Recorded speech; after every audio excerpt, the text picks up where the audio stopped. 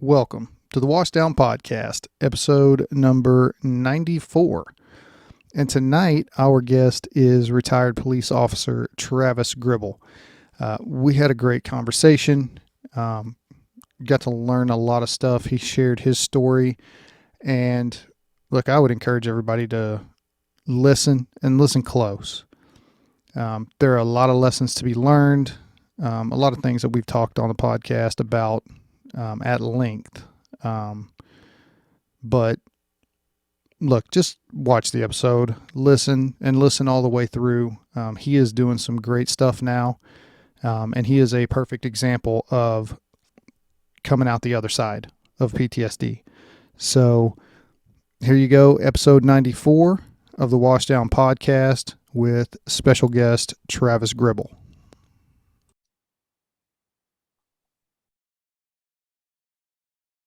All right. So we're recording now. Travis, thanks for coming on the show, man. I appreciate it. Yes, sir. I appreciate you having me, Jeremy. Thank you.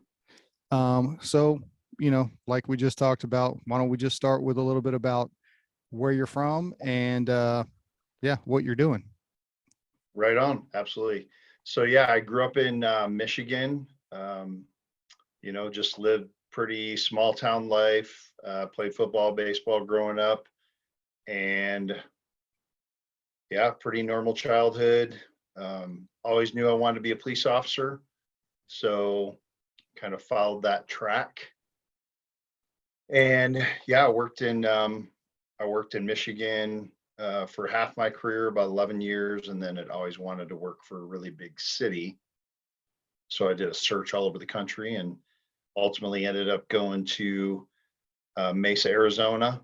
When I was in Michigan, I had, I worked for a small department, so did the normal deputy road patrol stuff. I was involved with, wouldn't call it necessarily a SWAT team, but it was a tactical response team that myself and actually another person were tasked with getting it up and off the ground because they didn't have anything. So pretty much plagiarized SOPs from other agencies and put something together. If it's not broke, don't fix it. Don't do the fireman thing where, it's not broke. Well, let's break it. Oh yeah. I've seen both sides of that for sure.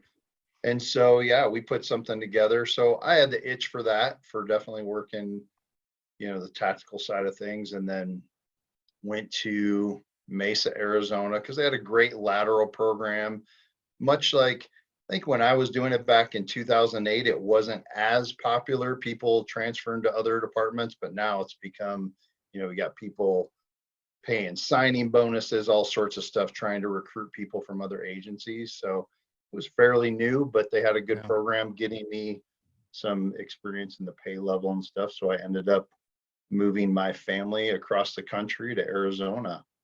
So that's a pretty big change from Michigan to Arizona. It is, no doubt. Yeah. And I mean, of course, I know it's not for everybody as far as making, number one, a move like that. My boys were small at the time, but I went for it. But just the climate alone, one of the things I did not like about the cold weather was working in it. But going to Arizona, great weather, except for, there's 4 or 5 months that get pretty brutally hot. And so that was an eye opener, but I still would take the heat over working in the snow and blowing cold any day. Oh yeah, dude, I grew up in Louisiana. So, 40 degrees is like, that's super cold for me. And I ended up in Iowa in college and then moved to Missouri after that. So it's been 22 years now that I've been down here, and I'm still not used to the cold. Okay. Yep. And I now live in Montana. So everyone's like, hey, you're going to be able to handle it. Well, I do like the cold when I'm not working in it, and, getting out and playing in the snow and that kind of stuff is good. So I'm looking forward to that part of it. But anyway, I mean, you asked about where I am now. So, I mean, I probably should backtrack. Good to know a little bit of my career in Michigan, but if that's where you want to go, I can give, how it got me to Arizona and all that. And just, it's kind of part of the story to tell, what I'm hearing, why I'm talking about post-traumatic stress. So, Hey man, whatever you want to talk about, right. I've got all kinds of time. Yeah. So I think It's it's good for recording to my people to computer, so yeah, there you go. Yep. Well, that's good. No, I think it's important. And so I have done some, been very fortunate to do some public speaking engagements, to talk about my story. And so it's been good. But yeah, I mean, as far as going into law enforcement, probably much like any other law enforcement officer or a firefighter starting in that career, when you're young, you don't know what you don't know. You're just in it, you're looking for action, you're looking for the excitement. You do have a part like, yeah, I want to help people. I think, I think some people are definitely, it's just something in their blood, like they have a servant's heart. So they want to go out there and help the community. So that was me. And, pretty early on in my career, and a lot of these things that I'll talk about, I didn't realize when you're going through it because I was naive, to when I've looked back now and went through my trauma to like, man, all these things were really shaping me.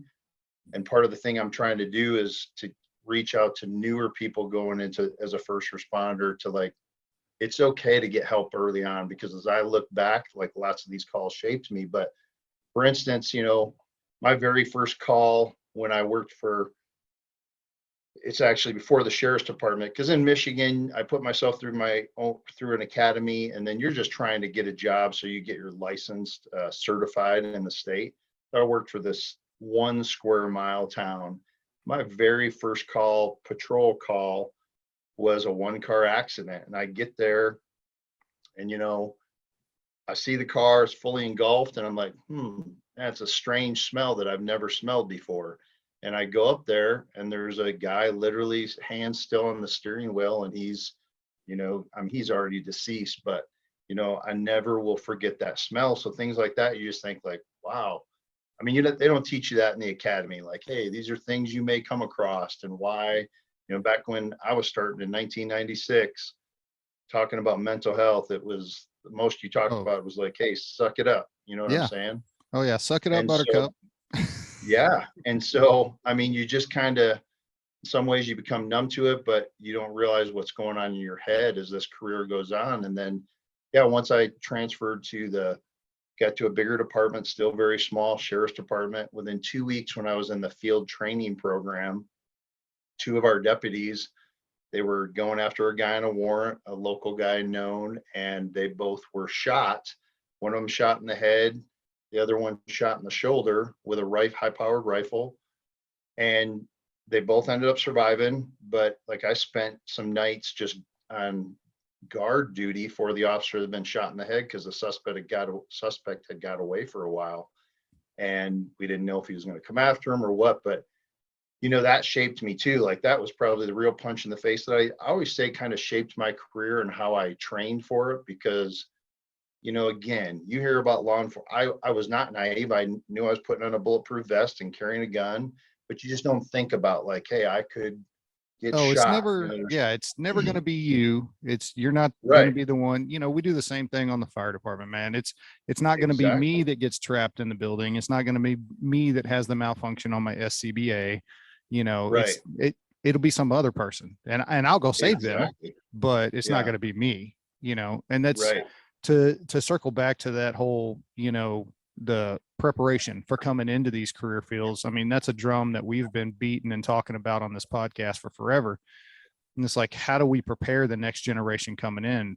And we Right. really don't have a great solution other than Mhm. just keep I mean, it's not a great term, but keep harping on, hey, get help early. These are the things that, Mhm. you're going to see, and don't buy into the hype and the bullshit of, Right.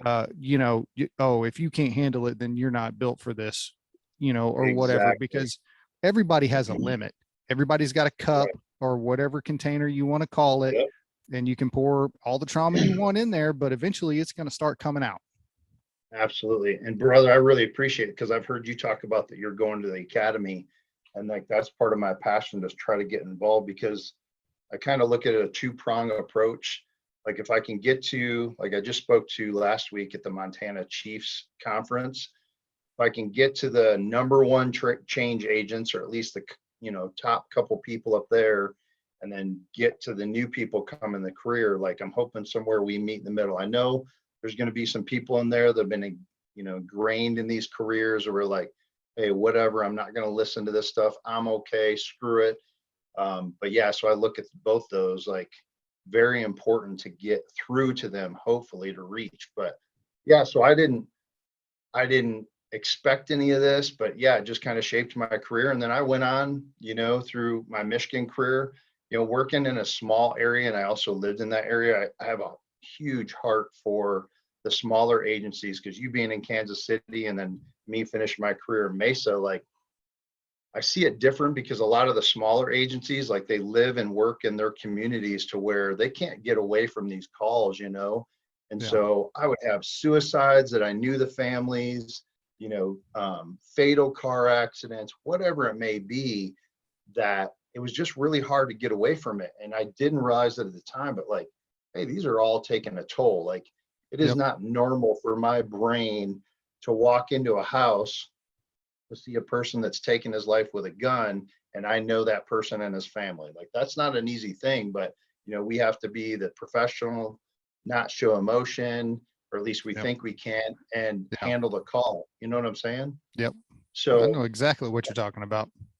yeah, so I have a huge heart for that. But so yeah, I continued on with that. And like I said, I did the SWAT thing. I was always very big about training myself, because working for a smaller agency, there's just not a lot of money for training, not a lot of ammunition. So I always did my own stuff. And I guess I kind of created my mindset of like, hey, I was just always going to not be complacent. And so I had been looking to go to a larger agency, but I was even in some process with a couple other people.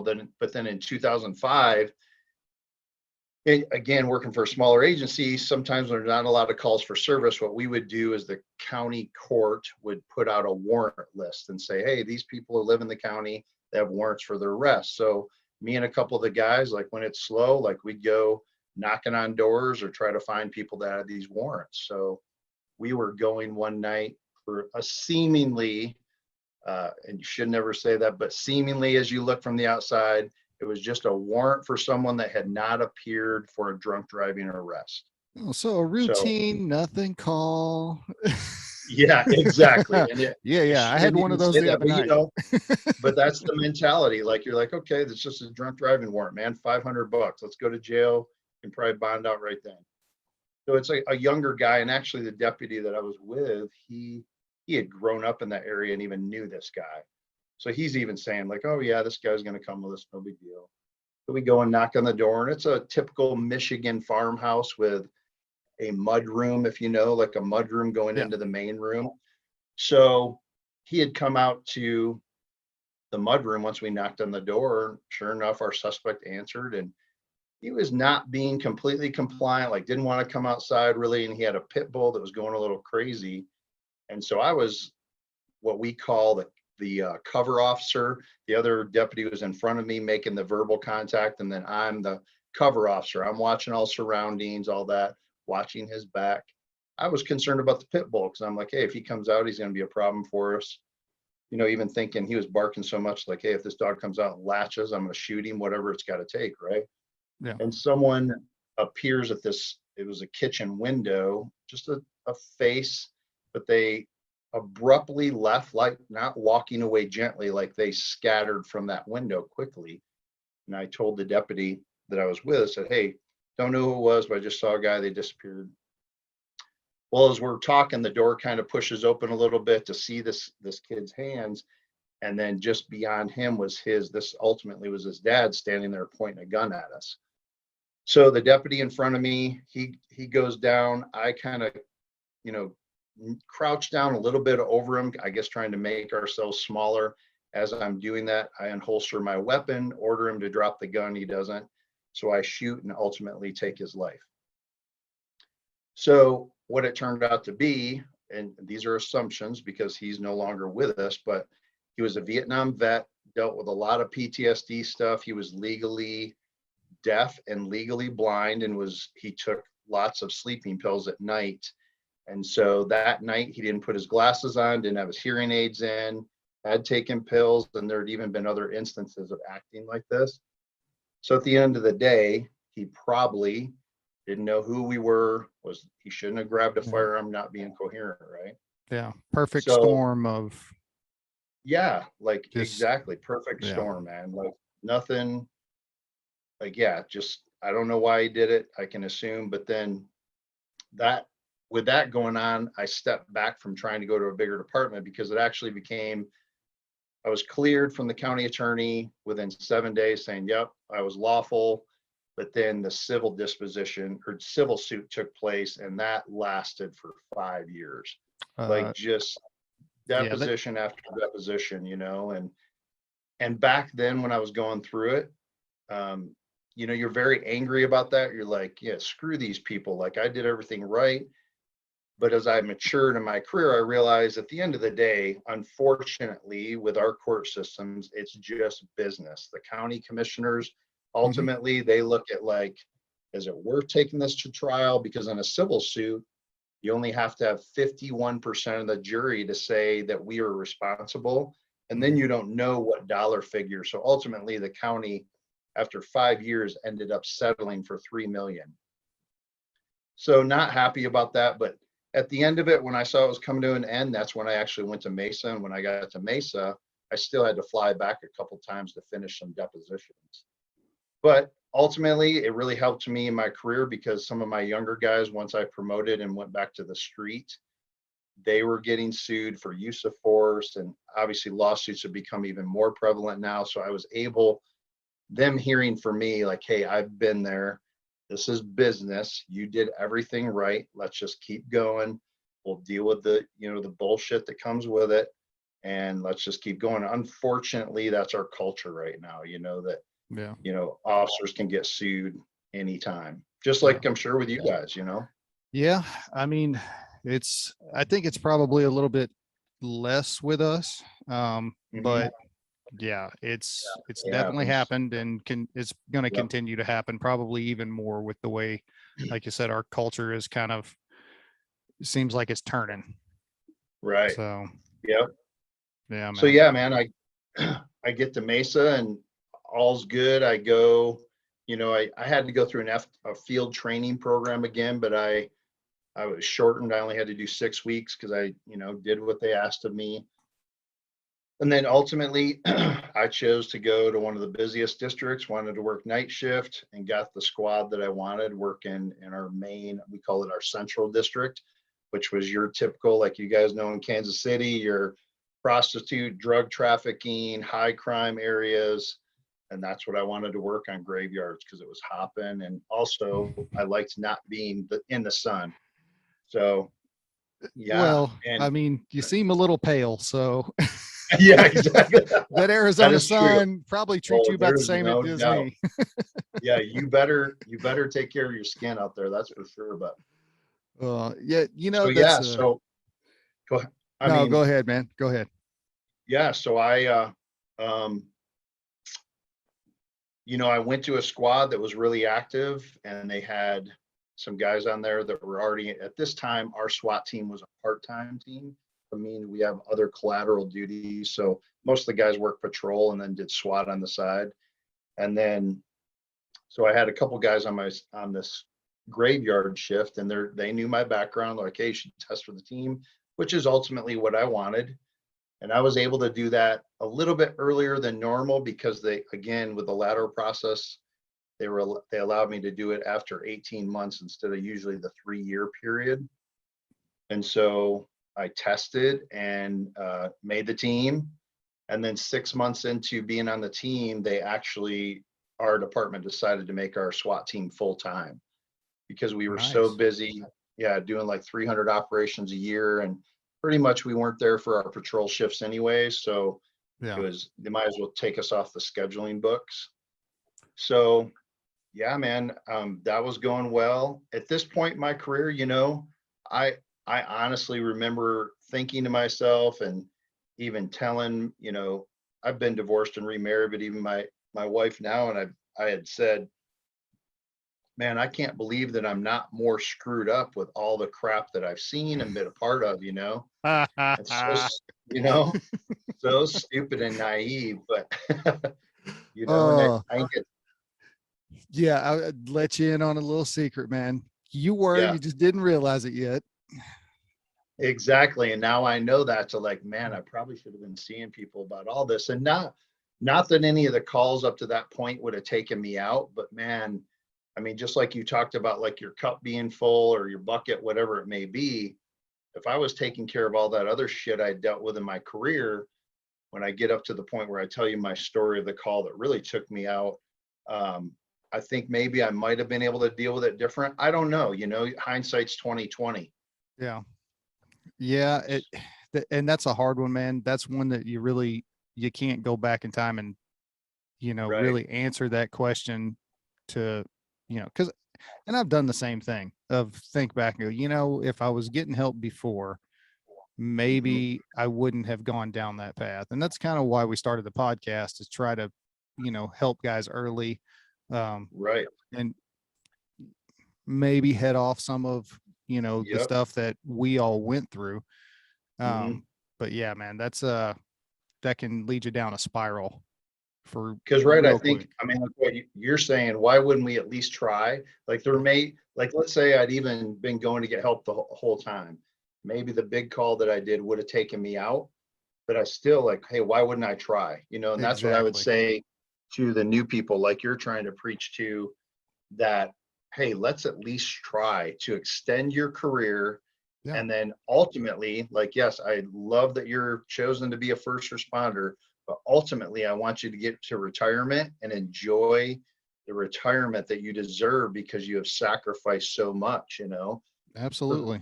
so, so that's what I would say. Like, because I have had that. Well, people say, like, well, even if you'd have been getting help, wouldn't you? That call was so dramatic. So who knows? But anyways, yeah. So I get on the full time team. Things are going really well, man. Like, I ultimately, after a few years, our team has a position called an assistant team leader, which is it is not recognized by our department in Mesa, but it is recognized within the team. And what it is when a position like that comes open, the team votes on it and decides who they want their assistant team leader to be. Because I don't get any raise or anything like that. It's just I'm now, yeah, Yeah, I'm just more now responsibility. right. Yeah. And it's a good, it is one of the best probably mentor leadership avenues that I've ever seen as far as in our profession, because I was linked up with, and it all matters on who your team leader is that you're clicked up with.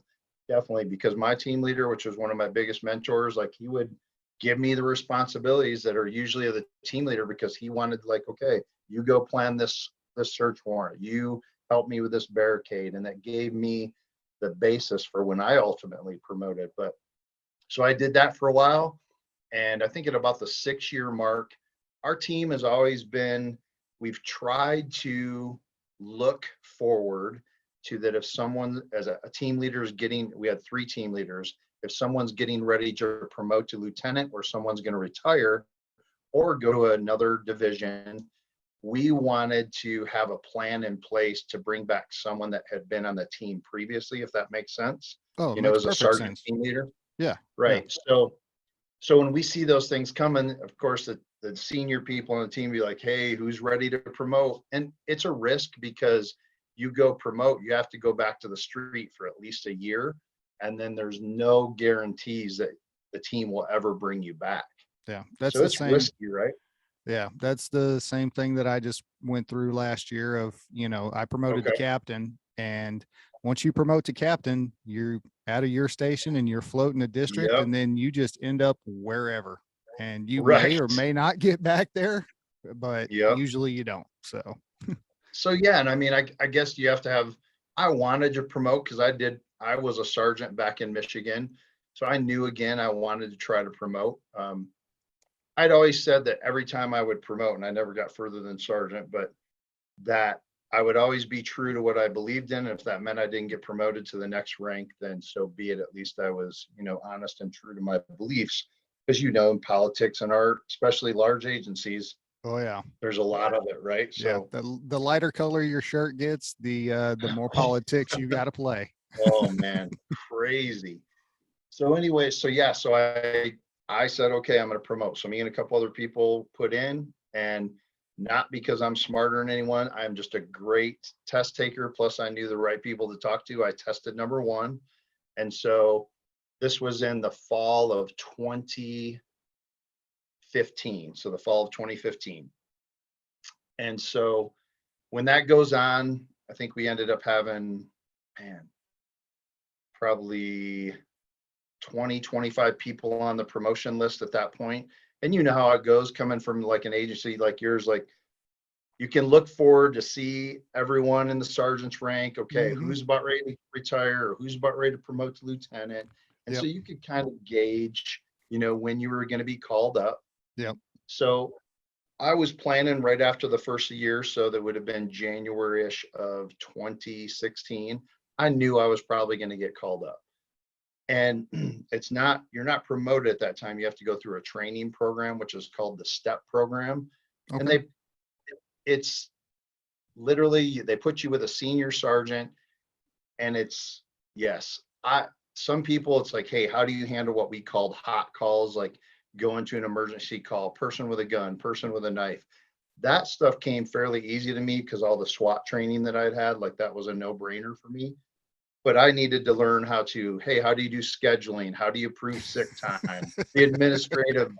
bullshit that comes, which is stuff I hated because I was one of the sergeants, like I did not want to be in the office. I hated being in the office, right? So I get called up and I start in January of 2016. Well, so I was on the day shift and I was with I call them, well, probably a lot of our people do, salty crew. So you knew who the most senior patrol people were based on their days off. So this crew worked Monday through Thursday, had Friday, Saturday, Sunday off. So they were literally the most senior patrol people in some of the most senior in our department. So we go, and my shift that day was working a day shift, 6 a.m. to 4 in the afternoon. And we start with a briefing. Even shift starts at 6, allows people to throw stuff in their car, get logged on the computer, and then at 6:10 in the morning, 06:10, we would do briefings. So we did briefing, and it lasted 20, 30 minutes, just go over any information needed to be pushed out, things like that, just basic stuff. Yeah. It's the Being prepared for housekeeping. that. Yeah, exactly. And so after briefing broke, the patrol people go out to shift or go out on the street. And then myself and the senior sergeant with me went to his office, and he started training me on, the administrative bullshit. Somewhere, I think it was somewhere around 7:30 in the morning, a call kicked out. And the person making the call was saying that he had just went to an apartment and had met up with a guy for sex.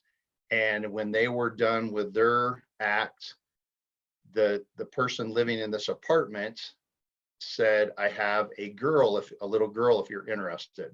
And this guy's like, no, I'm not into that. He ultimately ended up leaving. And so he gets a little ways away. Thank God he had somewhat of a conscience. And he calls into 911 and says, hey, what he had. And so I hear the call come on the radio, and we're like, oh, we're going to take this. But still at first, I mean, man, from coming from a big city like you do, like you get crazy calls all the time where, Oh yeah. I mean, I wasn't hyped up, right? You're like, okay, we'll see if this even turns out to be for real, Yeah. And the weird part about it is the guy didn't want to tell his name or location, didn't want to see an officer in person. So I'm Yeah. like, okay, I don't really think it's that weird for something like that, though. I mean, at least, yeah, yeah, maybe not. yeah. Oh yeah, because all the other stuff going along with it, that could be. Yeah. Well, anyways, there's a heads up patrol person that's going by this shitty park in the neighborhood and sees, we call them tweakers, a drug user on like a BMX bike, backpack carrying type dude. And he's pacing on the phone back and forth. This patrol officer is like, oh, this is odd. Goes up and gets out of the car, calls the stop out on this person, and dispatch can hear the radio traffic, can hear this guy calling. Is like, yeah, this is our caller. So just a great job by this patrol person. So now we have the person, and he starts giving more details about what the suspect looked like in this apartment and gives us the exact location. So we get there, and it's kind of a, like, the apartment complexes are surrounding like a big courtyard, Yeah, and yeah, they don't have any back windows or doors. yeah. So we're back in the parking lot. No one can see us, right? And so we're conversing, and there's a lieutenant there that, quite honestly, he's just one of those lieutenants that counting the days to get out or whatever his reasoning was. And he wasn't real keen on, going in. He's trying to find like, oh, we don't really have a reason. Yeah. Well, to me, I'm like, yep, there's what's called exigent circumstances. We need to go in and check the welfare of this possible little girl. So I said, hey, we can just do what we call a knock and talk. It's like, probably people that are listening to this have heard about it with like narcotics officers, like, hey, we suspect this person these people are selling drugs out there. We'll just go knock on the door and see what they say. Yeah. Same type of thing. We can go up there and knock. So whether it's because, and my senior sergeant, he's a really good guy, but he was just a guy that wasn't gonna like ruffle any feathers either. Me coming from the SWAT world, I did not have a problem having confidence in yeah, telling lieutenant like, hey, I'll do this. This Did, is no big deal in did, my mind. Like, did you take your cape with you when you left SWAT, or did they make you turn yeah, that in? right. Okay, I get you. Yeah. Yeah, man, I tell you, I know SWAT, we're kind of a bunch of knuckle draggers and we get a bad rap, but yes, I definitely, I mean, and sometimes we are, brother. We are Oh, hey, freaking man. knuckle draggers, Yeah, man. we make the same jokes about the guys in our rescue division, but I'm gonna Oh, tell you what, totally. man. Yeah, Whenever the shit hits the fan and you need somebody there that knows their shit, it's like, hey, yeah. where are those guys at? Right, So exactly. And that is, I mean, we're our own worst enemy at times, but yeah, but it just gave me again the confidence, like, hey, this is no big deal. I can take these senior patrol officers up there. We'll see what happens. So finally, lieutenant says, yep, go ahead, Travis, you take people up there. And so we did, and we go up, and I set a couple officers, kind of a cross cover on the door, and I'm, standing behind them and say, okay, go ahead and knock on the door, and a male subject comes out, and he's wearing exactly what the call taker had said. He's like in a pink ballerina type deal. So so with that information and everything he had told us, I said, yeah, grab him. That's enough. So we're going to search his apartment. So got him taken care of. An officer took him, detained him. And I told the other two officers, like, hey, let's clear this apartment. So they both went in first. And then I noticed, I come in right behind them, and I notice off to the right, there's a closet door that's closed. So I said, hey, I'll cover that. So meaning I will stand outside that door, protect your back from this door while those, I tell them to go ahead and clear the rest of the apartment. So they do, and they come out and they're like, hey, boss, I got nothing here. Nothing looks out of the ordinary other than what you may think, but just nothing about a little girl. So I said, okay, I got this closet. I'm going to clear this. So I opened up on my own. There's not enough room for two people to do anything, but if you ever seen some of these, smaller apartments, it's kind of a closet / storage area. So it's yep, like I 8 know or 10 exact. feet deep. Yeah, You know what I'm saying? yep, I know exactly what you're talking about. And it's just cluttered bullshit, stuff probably like about knee high, the whole length of it. So I scan first, my pistol's out, I'm checking everything, nothing, don't see a person, anything like that. And I'm going to get through this because I've had to talk about it a lot, but I'm okay with it. But so I look down, and there's a black trash bag that something catches my eye, just the way that it's kind of falling on whatever. So I holster my gun, I go ahead to grab it, and at virtually the same time as I'm grabbing what I can feel is an arm, a head pops up, and it's a little girl with her mouth is bound with gray duct tape. I pick her up, her hands are bound and her feet are bound. And in the bag, the smell is overwhelming. She's sitting in her own feces and urine. So we get her out, and my other officers, we get her on the couch, we get the tape cut, obviously, out of the bag. obviously our immediate concern is like health and well-being. She is conscious, but she has no expression on her face. Like I'm telling you, like you'd think you'd have something, but it's just stone cold. No smiles, no nothing, no talking. And she's smaller. I won't give exact age, but somewhere around 5. And so at that point, the rage hits me, and it was everything I could do because this asshole's sitting out on the patio and it's daytime. And all I can think is like, I wish it was nighttime, because by this time, all these people are starting to gather at apartments. They see something going on. And like, I literally wanted to put a bullet in this guy's head.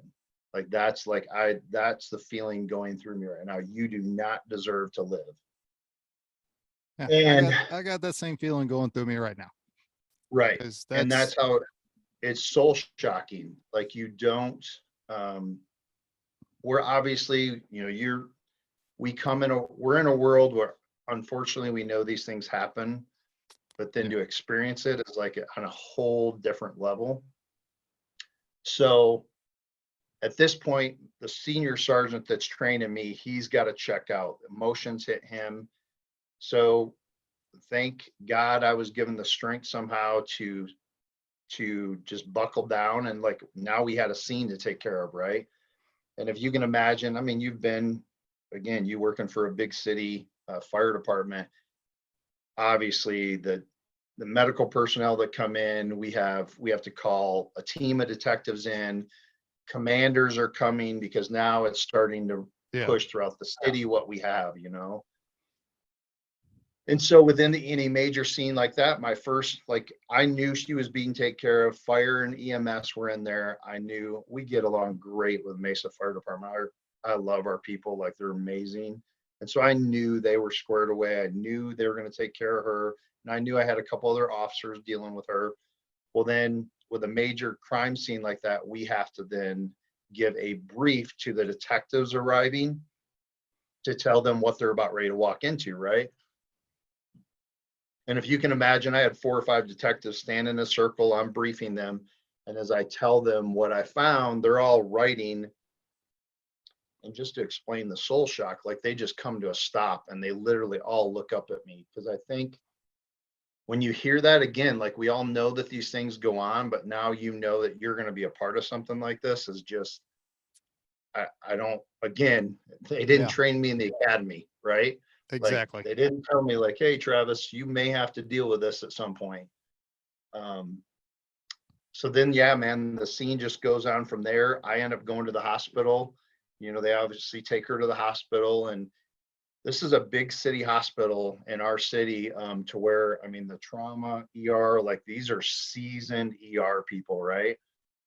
And so I'm standing at the nurses station and they're going in and they're, doing their evaluations, seeing what injuries are, getting her cleaned up. And I will never forget that one of the nurses came out and she had to go to the sink because she vomited. She had to vomit because, if you can imagine what she's having to see in that room, the injuries, the things that just horrific, man. And so we do have at Mesa, we have what's called a peer group. So it's put in place to respond to help officers, whether it's an officer involved shooting or something like this. There's only 2 full-time people, which is not enough of it. We have 850 officers plus civilian staff plus dispatchers. Not enough, 2? right? Yeah. So not enough. I can't really throw stones because my department's not so great on that either. Right. A lot of us, we kind of just take care of ourselves or outside sources. So, but yeah, that's yeah. And we do have volunteers, like there's officers that can go through a 40-hour training to become a peer person, but it's then trying to find them, whatever. But I did have someone respond as my peer person that day. And ultimately it's kind of interesting story. I vaguely knew her, but she ultimately ended up being my last SWAT lieutenant. We have a very strong relationship now and just kind of connected through this call. But man, so this is where we get into the lessons learned, right? Of what I could have done different and what my agency could have done different. I'm sure, as you know, with any major case like this, there's going to be some sort of debrief, not a tactical debrief. It's Yeah. going to be, they ended up bringing in, I think this individual was linked up with the fire department, and it was a mandatory. And I think at this time, there's probably 60 people there that have been connected to this call, and it was touching everybody. Myself and the senior sergeant, and my senior sergeant, him and I never talked about this call after that initial responding, because he was not that type of person. So when we left there to go to the hospital, it was no conversation, just look forward and drive. So nothing there. And a lot of that was because of our culture. We just didn't, Yeah. I came to Mesa PD. It definitely was not made known to me like, Travis, hey, if you deal with a horrific call, we're going to help you out, or it's okay. I mean, how many child deaths and suicides I had, no one ever said like, hey, you okay? Like, Yeah. let's get you some help, right? Unfortunately, that's part of the culture nationwide in police departments and Exactly. fire departments all over the place. And that's it. Right. Ultimately, what needs to change is the culture to make it more acceptable. I mean, Right. I think whenever we were talking on the phone the other day, I mentioned that study that I read from the University of British Columbia. Mm-hmm. They polled a bunch of firefighters about if they would seek mental health services or not, and over 90% said no, because of how they would be viewed if they did. Right. Yep. Exactly. And what's another crazy thing, man, as I'm finding out as I'm starting to speak and talk with other agencies, most agencies don't even have it defined what a critical incident is. So what happens is, for instance, like whatever, a child death, a murder, suicide, that you go and your officers respond to this, and a supervisor, as an on-scene supervisor, you should be able to say, this is a critical incident. Now from there, we're going to give them some time off. We're going to help them get assistance, whatever it may be, instead of major agencies in the United States are just flopping like, and they're case by case, like, is this a critical incident? Well, let me think. Or someone will say, oh, maybe it's not. And like, Yeah. that is one of the first things I'm trying to advocate for, is like, define what a critical incident is.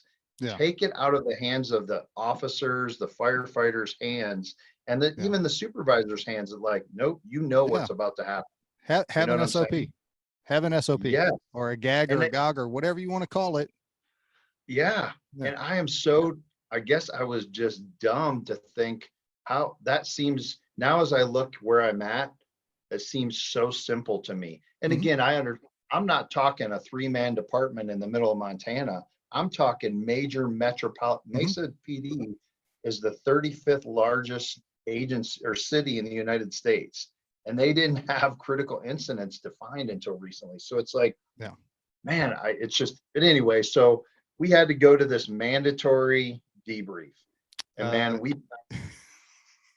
I mean, I'm sure you've been a part of these, and like, you go in there, and coming from a large agency, 2/3 of the people in there, I've seen their faces before, but I've never even had a conversation with them. And it's like, hey, let's share our feelings time. What are you guys going through? And I'm like, I could not get out of that room fast enough. I don't know if your department was kind of like mine, but anytime they say mandatory, automatically. Yeah. Oh like, man, you're like, yes. Yeah. Right. It's shut down because you do have to have buy-in to even want to go to that. And it's just, it's just another thing. Like, we need to, I understand the time and the place for those types of things, but just the expectations can be a little bit crazy. So, but after that, man, I literally, not one person from my department, to include lieutenants, commanders, chiefs, anybody ever came and said, hey, we know you pulled that little girl out of the closet. You need to take some time off here. We would like you to see somebody. This can be traumatic for anyone, to even the point where of course, this is a big news story. My chief at the time had 32 years on with our agency. And he said in his 32 years, he had never seen anything so horrific. And this dude was a hard charger, had been through every high speed unit in our department, to include homicide, gangs, all that. And he says that, but yet no one comes and like gives us any help. And ownership now, my man, like I seriously look back, I should have had the balls to say, I don't care what you people think, that this ain't cool. Like I Yep. should not, my mind is not prepared for this. But again, when the culture is so strong, and that's why I hear you talk about smashing the stigma, making it okay to come forward. That's, if you create that culture, then someone can say, hey, I need help. Oh, Like this is absolutely. not okay. Yeah, you And head some of off. it with me, go ahead. No, go ahead. Some of it with me, man, is it was also the perfect storm. Like I wanted to get through the training progress and get my stripes. I ultimately wanted to get back to the team. And I mean, my team at the time, I was, the special operations division. We sure as hell didn't talk about, oh, that call kicked my ass or whatever it may be. It's like, you know what I mean? We didn't, it wasn't okay to talk about that stuff. You just didn't, Nope. and I grew up in an era, and I'm sure you've seen so many guys and gals, their personal lives are such shit shows. They drink too much. They're on three or four marriages or having affairs left and right. Mm-hmm. Yeah, a lot of them would come in and still perform okay at work, Oh yeah. but and then, the senior people be like, oh, that's just Johnny or whatever. That's just how they are, and they'd laugh it off. Yeah. Now you look back, you're like, man, they were dealing with some shit. We should have been Mm-hmm. helping them, The you know? uh the job is almost always the last thing to suffer for Exactly. those people, and Right. myself included. It was the same thing. It Yep. didn't matter how much I drank the day before or what else I was doing. I was still at work and Right. I was still Yep. performing, but Right. yeah, mentally, Yeah. who knows where I was at. Yeah. And kind of going down that line, man, I got through the promotional thing, got my squad, and that's what I did. I buried myself in work and I was high performing. Like I brought as much SWAT stuff as I could I went back to Central Graves where I had worked because that's where I wanted to be a sergeant. And I had some hard chargers. In fact, there's 6 of them that had worked for me on that graveyards. They're now on the full-time SWAT team because I brought in extra training. We were hammered, man. We go into shift like, what felony suspect are we taking to jail tonight? And I loved it. But what I was doing is now again, as you see, you've gone through therapy, like I was burying myself in work because my symptoms were immediate to where I didn't like to be alone. I had just recently been through a divorce. So I would, I'm living in an apartment. If I didn't have my boys with me, I did not want to be alone. So I would drink or do whatever, or just work more to try to stay, because I didn't want my mind to slow down. Because when I did, that's when I would think about the call. I didn't like going to sleep because usually when I'd drink more to try to make myself not blackout or anything like that, but like, okay, hopefully my head will hit the pillow. I'll go to Yeah. sleep pretty quick. The problem was I'd wake up 2 or 3 hours later, my mind would go racing back to the call. I started having what I was calling them panic attacks, but I would wake up in the middle of the night. I now know they were night terrors, to where I would wake up, not know where I was. I felt like the walls were closing in. At first, the first couple times it happened, I thought I was having a heart attack. I was very close to calling 911, but I had to get outside, breathe fresh air. Like I didn't. And so I'm like, oh, it just must be panic attacks. Cause I think I had read some things. Oh, some people just have panic attacks. And you know, it was I so love how you stupid, just man. rationalizing it away. I did. I mean, I looked for everything of like, okay, what? Yeah, oh yeah, I must just have panic attacks. But I was having the night terrors. And then, so I kept hammering, hammering, hammering. And then, man, I guess 2017, late spring, early summer, I'm dealing with all this shit. I'd noticed too, I mean, I was angry. I had very little patience for my boys. Like now you know, especially my youngest, him and I now joke about, I mean, I was so structured of anal because I tried to prevent any more stress coming into my life, but I would take it out on them to where I was short fused. I Yep. expected way too much. And now knowing like, yeah, I was just trying to make everything fit in this little box because I had no room for any extra stress because things were like bubbling up, man. Yep. And I finally went in 2017. So I go to whoever, well, he's still there actually, the peer guy, and said, "Hey, man," and I didn't tell him what it was about. I said, "I probably should go see somebody. Like, it'd just be good for me to check in. I went through a divorce." And so our department at that point was contracting with clinicians. And I have an opinion about that. I'll tell you in a second. But they were the same clinicians that also did the pre-employment, like go through and answer the stupid psychological test. But then they also would see officers and firefighters for, whatever. And I now think that's a bad idea, that if they're being paid by the city like that, like under a contract, I Uh-huh. think what do you think? I think they're most loyal to the city. You know what I'm Yeah. saying? Yeah. I Yeah, just had that conversation with somebody the other day about a situation like that. And I was like, yeah, no, it's a conflict of interest. I Either agree, man. either you're there to help us and be our advocate, or Right. you're on the side of the city, more or less. And even if that's not true, even if you're 100% above board, that's how we're going to view you. Yes, So, exactly. And that, what you just said right there, that's how we're going to view them, is mhm, exactly right. yeah. I want someone, yes, if I go for help, ultimately the city's going to pay for that help. However, it's not under a contractual basis. Like, you're under contract with these people. So Yeah. I go to this guy and he was nice enough, but man, and now the reason I know what I'm about to say these things is because when I put in for my post-traumatic stress injury retirement, I had to get notes from all therapists. And so I was able to get his notes. Mhm. So the first time I went in, and I call this, it was like my therapist dance.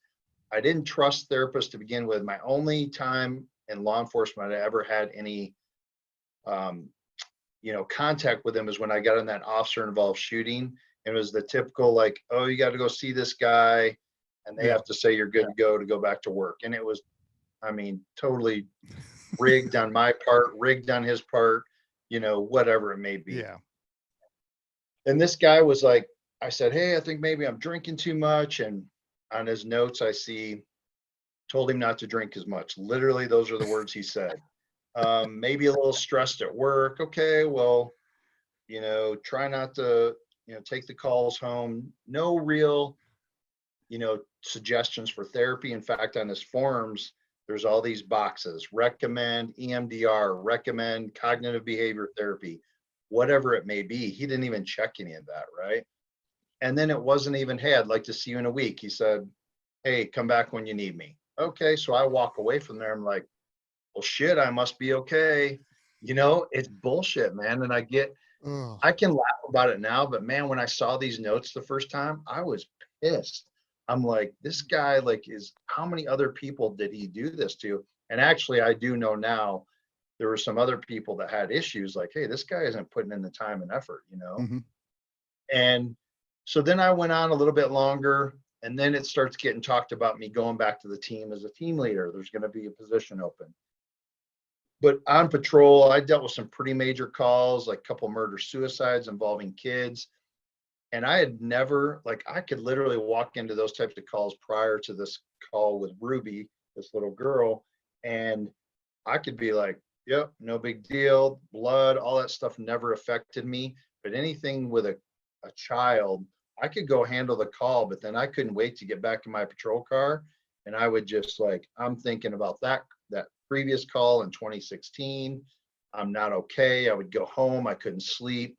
So, and now that I know through therapy, like, man, my shit was adding up here. You were Like, stacking, man. You were right, the stacking wall, plates on top of plates. yes, the brick wall was coming, and then every time, like you're saying, that's a good analogy. Stacking plates, like stacking plates, more bourbon, stacking plates, more, whatever it took. Mhm. I had a real problem. I suspected everyone around me. Like, I mean, I just, like, I'm thinking I'm dealing with suspects in child cases, all these things, and these thoughts are going through my head.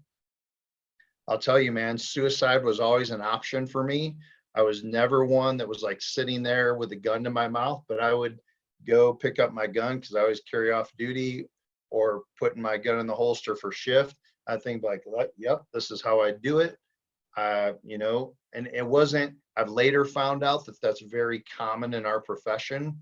Number one, because we're so very comfortable with death that it's Mhm. just a part of our, unfortunately, it's a part of our lives, that we see it all the time.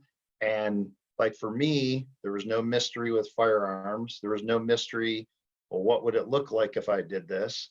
Yeah. That's all like, that's gone. So like, I've already taken those few steps that like someone else that maybe has no experience or being around death would be going through this process.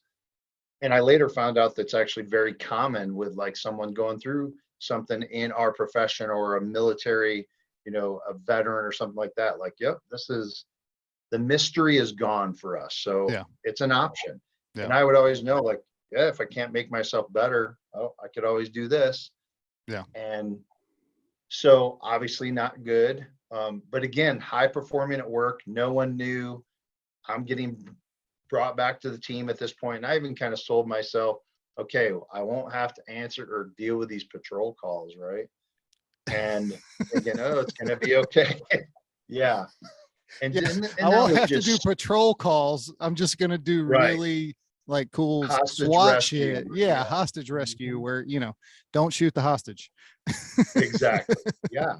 And that was just stupid. But part of it too, I was thinking, I mean, obviously I love my patrol guys and I had good sister sergeants and all that, but I'm getting back with my brothers, my team that I'd come up through with these guys. Like, okay, I'm back with them.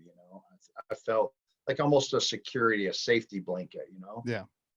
And so I get back there, and man, at that point, I had a lieutenant that was my former team leader.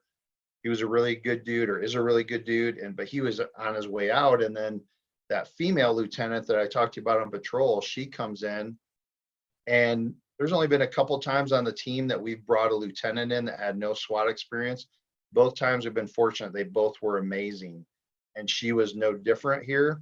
But she didn't know SWAT stuff. So because her and I had built a relationship out on the street, because she was actually a graveyard lieutenant, she leaned on me pretty heavily. And it's interesting. And I don't say this to condemn her by any means. When she listened to one of the other podcasts I did, she said, Travis, I was in tears listening to you say this, and I feel so bad. But there's nothing against her. But because she had faith in me and knew me, she relied on me a lot because I was only supposed to be on call once every 3 weeks as a team leader. But she was constantly calling me to where I'm just going to everything. And on me, I wanted to be there. It was Oh my yeah. brothers out there. My brothers are going to go and be on a call. I want to be there and help them. Yeah. That's just how we operated.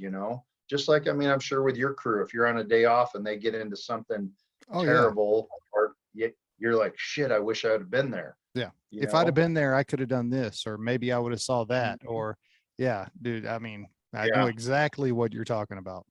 right.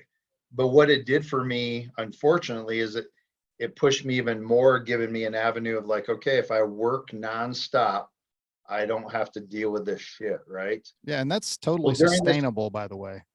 yeah, right. And I'm a perfect example of why it's not. Yeah.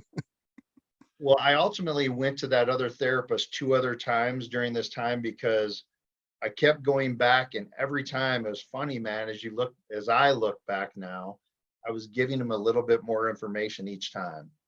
And so ultimately, the third time, and again, you know, I guess I won't hold back, but damn this guy for being so light about this. I told him about the case with Ruby, and he literally in his notes put, has problem with call from girl and bag.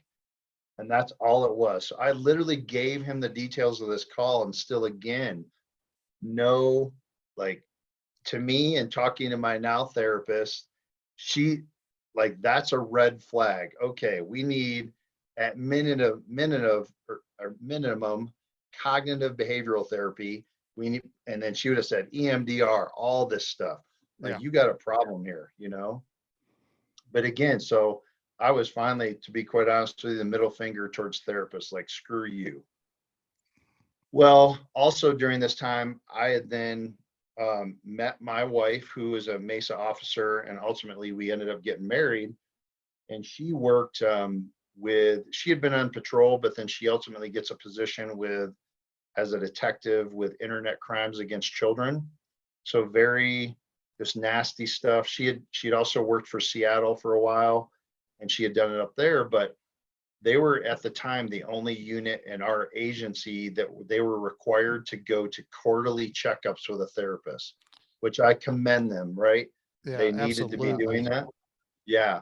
But I would say maybe not quarterly, but that's the kind of thinking we need to have for everybody else, right? Yeah.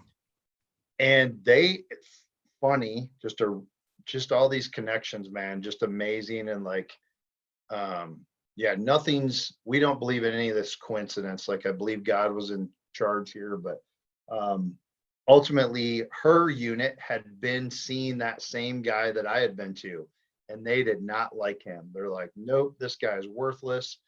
So they reached out, did some research on their own, and there's this great group of therapists, and it was started by a Phoenix firefighter called Public Safety Crisis Solutions. So they somehow got hooked up with them and this therapist, and I knew two of her detectives that were her partners, and these guys were like your salty, crusty, no emotion. Just like when I heard that they liked this lady as a therapist, I'm like, what? Like those two? But they had success, right? So my wife started hammering on me, not hammering, but just, Oh, casually. Hey, gently prodding. yes, Yeah. you should maybe go see Jen. But I always would come up with an excuse and say, or say like, yes, I'll do that.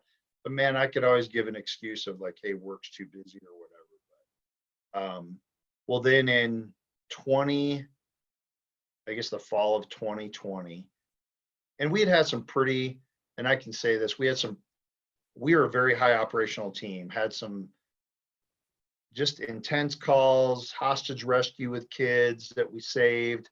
We had another one, unfortunately, where, I mean, I won't go into lengthy details, but a kidnapping that ended up a parental kidnapping, that the guy was a shitbird, and one of our guys ended up taking the dad's life in front of the little girl. And those things were starting to stacking on me. And I knew, like, I would leave the calls like, man, I'm just freaking having a hard time with this. But I didn't want to tell anybody, my wife knew that I was dealing with some stuff, and I had one really good buddy on the team that I would tell him like, hey man, this shit's kind of hitting me a little bit. And it kind of just be like, unfortunately us as guys do, like, yeah, me too, man. Let's go work out, whatever, just Yeah. stupid shit, Yeah. you know? And but in the fall of 2020, we took a 2-week vacation. We went back because she's from Ohio and I'm from Michigan, and we were visiting family.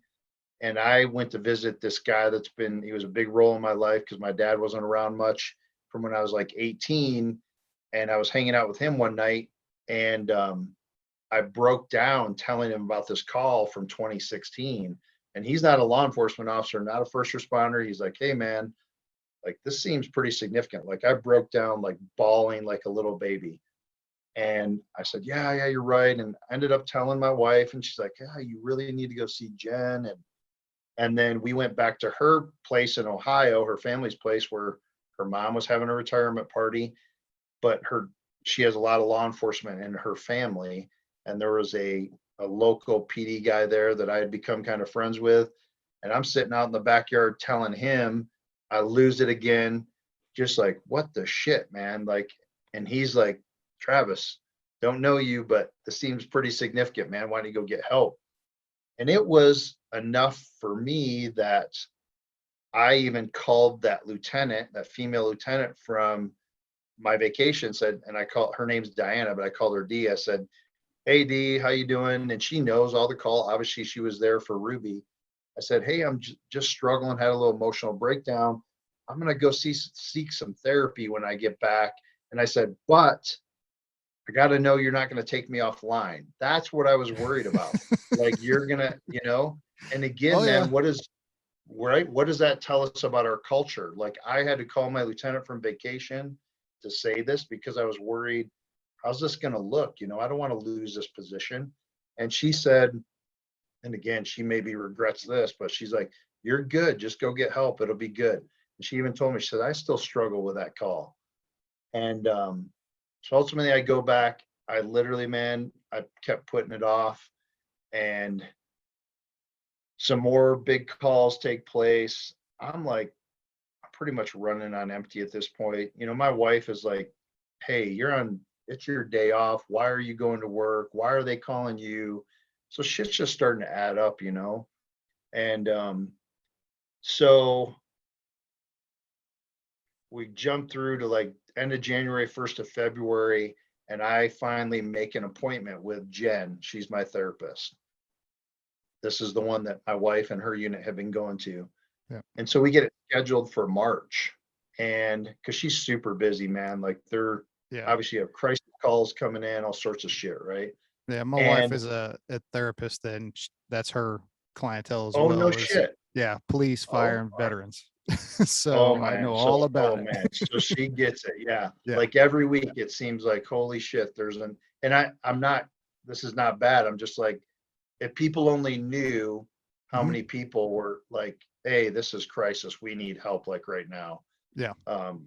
They would be like, holy shit, because they think we're robots, they think we don't feel any of this shit. Oh yeah. But, so anyways, so this is a Monday. I'm supposed to go in and see her, but I'm the on-call team leader on this week. I literally, man, I'm pulling into the office there to go for the session, and a barricade kicks out back in Mesa. Of course, I'm the on-call team leader. One of my buddies knew that I was going into Phoenix for something, didn't tell him what. He called, said, hey, man, we got this. This sounds like a no big deal. Street Crimes has got some suspect in a house, doesn't want to come out. We'll handle this. I'm like, hell no, I'm the on-call team leader. I'm going, right? Stupid. So, yeah. And you'll hear what, like, well, maybe not stupid, because maybe it's what fucking pushed me over the edge. I don't know. But anyways, I head back to Mesa. I don't want to say typical, because people, it seems light, but to us, typical barricade, 3 or 4 hours. We gas the place. Finally, dude comes out, take him into custody. No big deal, right? We head back. All of our people head back home. I was only home for like half hour, 45 minutes. I'd showered up, and my lieutenant calls and says, hey, there's a hostage rescue brewing. So I'm like, okay, give me the information. I'm throwing on clothes, getting ready to get in my vehicle and head. And the call is that a neighbor calls, says a little girl comes next door. Her arm had practically been shot off by her father. And this girl, man, she was probably 9 or 10. She had escaped the house, but tells the neighbor, my older sister and my mom are still inside with my dad. So I'm hearing this and I'm like, okay, this is gonna be a hostage rescue. I'm thinking we have what's called either a deliberate plan or a hasty deliberate, where, hey, we've got some time here to plan it, set charges, all this kind of stuff. But I'm thinking in my head, like, hey, this is going to be hasty, meaning we're just getting there and going inside. And even to the point where, like, hey, this may even kick off before we go there, to where patrol are going to have to go in and go handle business. Yeah. But anyways, we get there, and I grab a team, and we decide that we can get up to the house without being seen, and we're going to shotgun breach the patio door and make entry and go. So we do that, shotgun breach, and the patio door goes perfectly. We get inside, immediately see a male who ultimately is a suspect. He's obviously deceased with a gunshot wound to the head. Find what then turns out to be his wife, gunshot wound to the head, dead. And then we continue clearing the house. But the scene is horrific. And I later find out it's because the little girl, what had been happening is, before he shot her, he had taken this little girl and was smashing her head in the drywall, trying to beat her to death, and then shoots her.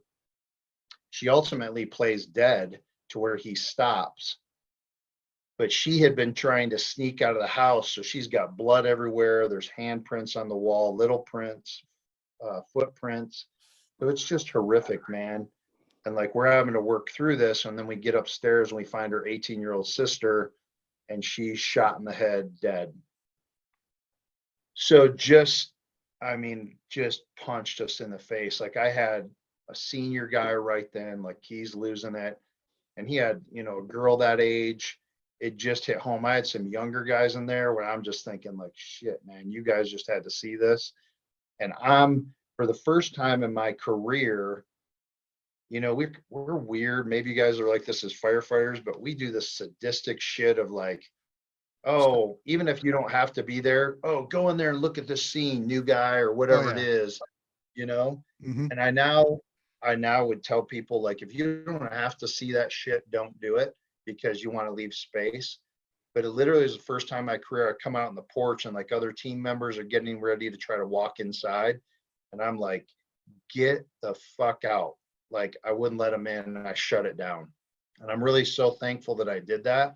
And again, I'd never done that before. And I don't know if that was God moving me to do that, but I didn't want anybody, any other patrol. Obviously, there's going to have to be homicide coming there, people that Yeah. had to go inside, right? We had to have fire department come in and, pronounce Yeah. inside, put the monitor on. Unfortunately, I wish they wouldn't have had to have seen that, You know but we that, had to.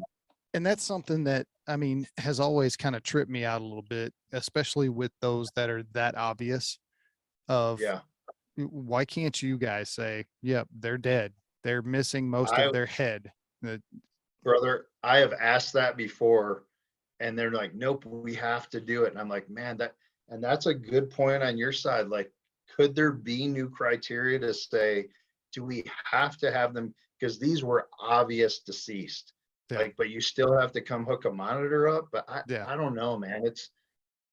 Yeah, it's bad. But anyway, I'm thankful that I did that day. Well, I mean, it was very apparent to even our lieutenants, everyone like, okay, this team is running ragged. It immediately was getting talked about. Let's take them offline for a little bit, let them go home and get sleep. And they said, hey, let's meet down at a school in the neighborhood let's all huddle up. Let's see how everyone is. I remember I get in my car, I'm by myself, and I just started driving towards school and just screaming, slamming my steering wheel because I was like, I mean, through all this, man, I will tell you, like I talk about God now, but back when Ruby happened and up through this, like I questioned if there was a God because I was having a hard time knowing that if there is a God, like how in the world can this crap be going on? And that's been a big struggle, but I've worked through that now. But I was just pissed, just angry, man. And but yeah, they take us offline. We come in the next day. We were supposed to do training, like every Tuesday's our full team training. We met out the range. We are gonna do some hostage rescue training, and we're just like, no, let's just hang out for a minute. There was people like shedding tears, like they hadn't slept. It hit home, man. And um, I mean, obviously the scene was horrific. It's also a weird deal when you think you're going to rescue people and everyone's dead. Like yeah, it's a hard because not that we're perfect by any means, but pretty confident that we can do hostage rescues. Like we're going to go there and save some people. yeah, And I think that was hitting home for people.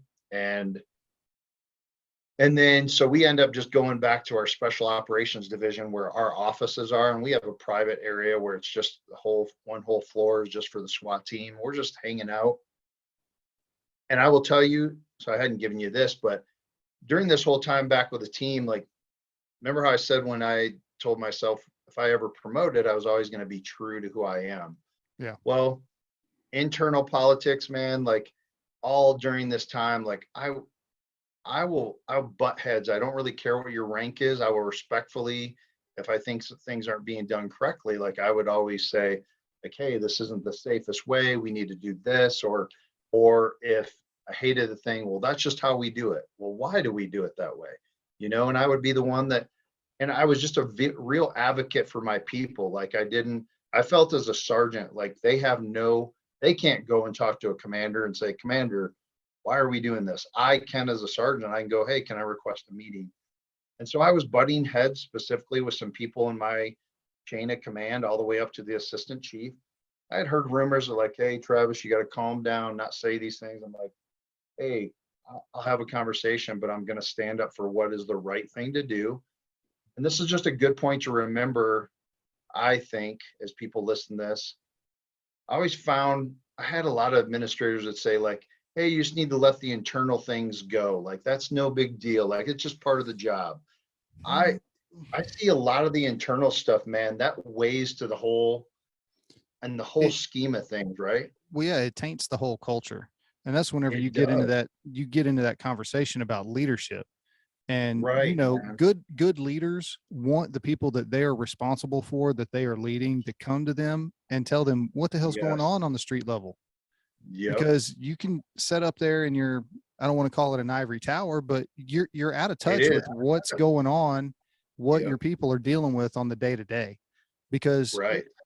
and I'm not trying to slam them or anything like that, because they No, have the political thing to worry about. They for have the sure. whole department, and it's a lot bigger view. Right. And it's a hard balancing act, but a lot of them, it seems like, tend to dip way too far on that side and lose touch with, you know, Yes. I don't want to say the stuff that truly matters, but at least for the bulk of the people that they're responsible for, the stuff that truly matters. I agree. Yeah. And it's not, again, like you're saying, I've never walked in their shoes, so I can't imagine. Because, yeah, the politics that goes on up there, you're trying to please city managers, mayors, the community, but you can't forget about your people, right? But I will say, and you'll know where I'm going with this, but all during this time too, we have, I'm sure you guys have performance evaluations like Oh yeah. yearly, maybe. Yep. So we had that. And the last two of mine were all exceeds ratings, which means like you can get just, I can't think of the name, but average is the normal. We're like, yep, you're meeting all standards. Yeah. I got exceeds to where my lieutenant had to go and get things approved all the way up to our head chief. They have to sign off and read all the stuff saying, yep, Travis exceeds ratings, leadership, all this. And I'm getting these exceeds ratings, right? Which is a very low percentage at our city. And so, yet I'm getting questioned. I'm like, okay, but things are fine. Like they're approving my exceeds ratings. Anyways, we go back to Metro, our division, and my lieutenant, her door was closed, and I texted her and she didn't respond. I'm like, oh, that's odd. When my lieutenant's door is closed, like, something's probably not good. And you say we're pale. She's even more pale, to where when she gets like angry or any emotion, just like flush. She comes to the team leader office. She's like, hey, can you go to the commander's office with me? And I mean, she's just no emotion, but her face and everything. I'm like, oh shit. And Yep. this is literally, man, like, and also, and this will come into play. My dad had just died 2 weeks prior. Wasn't real close to my dad, but we had in the last few years kind of rekindled. And like when he died, we were in a good place to where like, hey, we Yeah. restored our relationship, right? But it was still very difficult for me because I missed a lot of years with him. And my lieutenant knew all this. Well, she takes me down to the commander's office and they sit me down, not even 18 hours removed from this call, new um, other stuff, because my lieutenant had tried to talk them out of this. They told me in 5 months I was being removed from the team. They said, hey, we're going in a different direction. And I mean, I'm obviously, all this call had happened. My lieutenant, when they came to her, they said, you don't want this to happen for 5 months. Like he's dealing with the case from 2016. His dad just died. Plus, you know what we just did last night, right? And I think it was our assistant chief. No one has yet to tell me, said, nope, you're doing it today. You're telling him today. So I say this not because I want pity, man, but because I don't even want to say poor leadership, because it's no leadership to know that, like, hey, can you step back for a minute and see the big picture? Because I really do talk about, when I go and speak to people, that are people in leadership positions can inflict additional trauma if they do not handle these things appropriately or speak appropriately. So with me, now it's a blessing in disguise. But anyways, I even asked my commander, I said, Commander, who made this decision? He said, just above me. And I said, hey, you know, I've got these exceeds ratings the last 2 times. Well, just keep doing what you're doing. We're just going in a different direction. Terrible, terrible, man. Like terrible messaging, Oh. terrible attempts at leadership. But anyways, it's a blessing in disguise. So we left out of that office. My lieutenants, there was actually 2 lieutenants in there, took me back up to the office and said, Travis, we tried. We're sorry. Go home, whatever you got to do. So yeah, I left after I met with my guys because I did tell the team because they knew when I came up, they're like, they can read me like, what's up, boss? What happened? And I told them, they're like, what? You know, of course, this pisses off my team. First of all, in the initial, like, these assholes can't think like they know what we're going through, right, as a team, and they're going to Yeah. tell us that we're doing this now. So just again, a poor attempts at being a leader or whatever they thought they were doing. But anyways, I went home that night and talked to Emily, and she's like, I rescheduled my appointment with Jen, was able to get in the next morning. She said, Travis, you got to get help. Because I was at man, I had been punched in the face 15 different times. Like I'm at the breaking point. So yeah, man, I showed up the next day and I don't know what it is. My therapist is amazing. There's a couple reasons why I think she's amazing. She gives you her background because she wants to have some buy-in. So her dad was a U.S. Marshal. She worked for Phoenix Fire Department for the critical, like the mental health response unit. Plus she was a probation officer for like 11 years. And she tells me like, hey, these are the people I've been treating. I've been treating firefighters, police officers. So right away, I'm like, okay, maybe this lady gets me. And dude, I just dumped. I like sobbed, told her about the call, told her the thoughts of, hey, everything about my sleep, my drinking. And she's like, guess what? I'm making the decision right now. I am pulling you offline right now. We are going to get you stabilized. And at this point, I was like, yep, I need it. So when I say whatever asshole decision these people made above me, probably at the assistant chief level, it's a blessing in disguise. Because I don't know, again, hindsight 2020, would I have given everything up when I went in there based on everything that had happened? I don't know. So yeah, man. And then I won't say it's easy. I never pull punches, but I was about ready to embark on getting myself well. And if anyone doesn't know, like with the therapy, like, yeah, her initial concern was to get me stabilized. She wanted to try to help me get sleep. So she sent me into she works with a psychiatrist to get me on medication. And specifically, I can't tell you the names of them because I'm off of them now, but PTSD medication that I would take before to go to bed, try to prevent the night terrors and to get me sleep. Because she's like, I got to get you rested. And now knowing and working with her, she was preparing me for the battle that was ahead. Yep.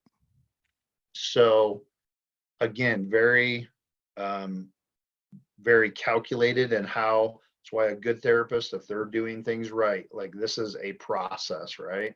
Yeah. And so, yeah. And then over the next few weeks, and because the medication doesn't work overnight, but getting me stabilized, and then she, you know, just created a relationship with me as far as like, hey, tell me what's been going on. Tell me about the calls. Tell me about your career. Just trying to figure me out as a person, right? And know how to treat. And then I'll tell you, man, one of the biggest things she did for me, and it's part of what my Instagram page is, my arena, is I always joke because my therapist, I always say she's kind of a hippie. She's kind of out there. I've done sound therapy with her, all sorts of stuff. But Yeah. she had this thought, man. And first of all, she hooked me up with actually this Scottsdale firefighter who literally, he tried to take his own life and ultimately gets brought back by fire personnel and just in a hell of a place. And him and I are now good buddies to where he had been going through the therapy for a while. So she's very calculated. Hey, I want you to meet Rick because Rick has been where you are. He's not better or by any means like completely done with this, but he's further ahead than you. And I just want you to sit and talk with him and tell you what this looks like. And then she created this meditation night of, and the speech, The Man in the Arena with Theodore Roosevelt. So she Yeah. does this whole thing based on that, because I don't know how it was, man, whenever you came forward, but like when I came forward, I was ashamed. I felt Oh like yeah. I had failed. You know what I'm saying? Yeah. Just crushed. Yep. Like, I'm like, what kind of man am I? I can't deal with this shit. Yep. I mean, I won't use the words, but I'm a person less than capable, whatever it may be. Oh yeah. And And I'm the so we only did. one. I'm the only Total, one. Yeah. brother. And that's why I say, like, that's why I'm doing what I'm doing now. And I love what you're doing, because that's where I was. Like, I knew that people came forward, but I was the person that made fun of people coming forward. And when I would look at them from the outside, I would condemn the shit out of them. Like, you're a punk. You aren't strong. How are you so weak? Mm-hmm. You know what I mean? But I never even gave a chance to like sit down and talk with someone to feel or say like, hey, try to understand where they're coming from. I didn't even give it an option, Yeah. which was, I mean, obviously I can't pull those things back. I'm very regretful that I was like that, because I hope I didn't hurt anybody, by doing that. But unfortunately, that's how our culture was and how we were bred to think, man. Well, yeah, Um, absolutely. And I still see it today. Still see it we, today. yeah, And it's, I don't know how to change it. I mean, other than guys and girls speaking out and saying, hey, yeah, yeah, I went through this. This is what it is. And I came through the other side. And this is how yeah, I did it. And I'm good yep, now, and I know yeah, the steps to take to get to good. So, yeah. and I And think tell me, that's Jeremy, how much power is in there when you hear that from another person? You're like, holy shit, I'm not the only one. It's exactly. huge, man. And that's why I'm doing what I'm doing and why you're doing what you're doing. That is just gigantic to me. So yeah, she's brilliant. She does this meditation.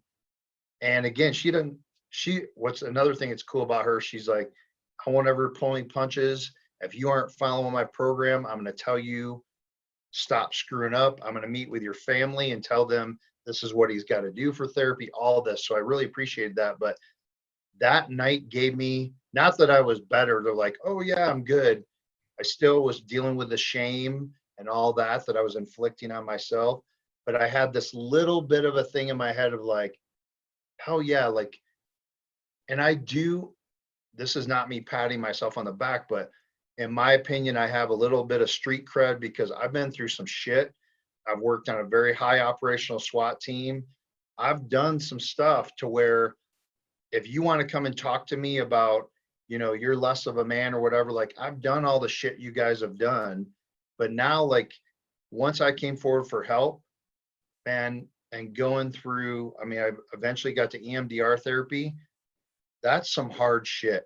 Like, I'll never lie to anyone, like walking through those calls again and processing to reframe them and do all the things I need to do. Cause, man, I was so screwed up I didn't realize this, like with triggers from the tape, triggers from black trash bags, triggers from the smell that I smelled that day. I didn't even realize it, but man, you've got to, and I don't know if you've done EMDR therapy, but No, I going haven't. back, you're literally walking back through those calls step by step to reframe it. And now to a point, like now I look at it as an honor and I'm thankful that I was there that day to help her. And I've worked through, like, yeah, I will never, I'll give you an instance, like the triggers, like the duct tape prior to me working through that back in Arizona, go out and get in a tape drawer. Didn't even think about it. I see the gray duct tape, flush, got to sit down. I'm immediately back in the middle of that call, seeing her again. Now, yes, whenever I see gray duct tape, I will go back and I will I'll know what it is, but Yeah. I now am able to, I've reframed it to say, Travis, the call's not occurring right now. You're okay. She's safe. You literally like Yeah. saying these things in your head, which, you know, it always, to me, it sometimes seems so simple, but when you're in it, you don't realize it. Yeah. You know what I'm saying? When you haven't got the help or the therapy, Hmm. you know what I'm saying? Yep. I know exactly what you're talking about. Yeah. My wife she's actually trained in EMDR, and it's what she Yeah. uses in her practice quite a bit. And, Yeah. we've talked about it, especially, I've had her on the podcast, and, we've Uh-huh. talked at length about all that stuff.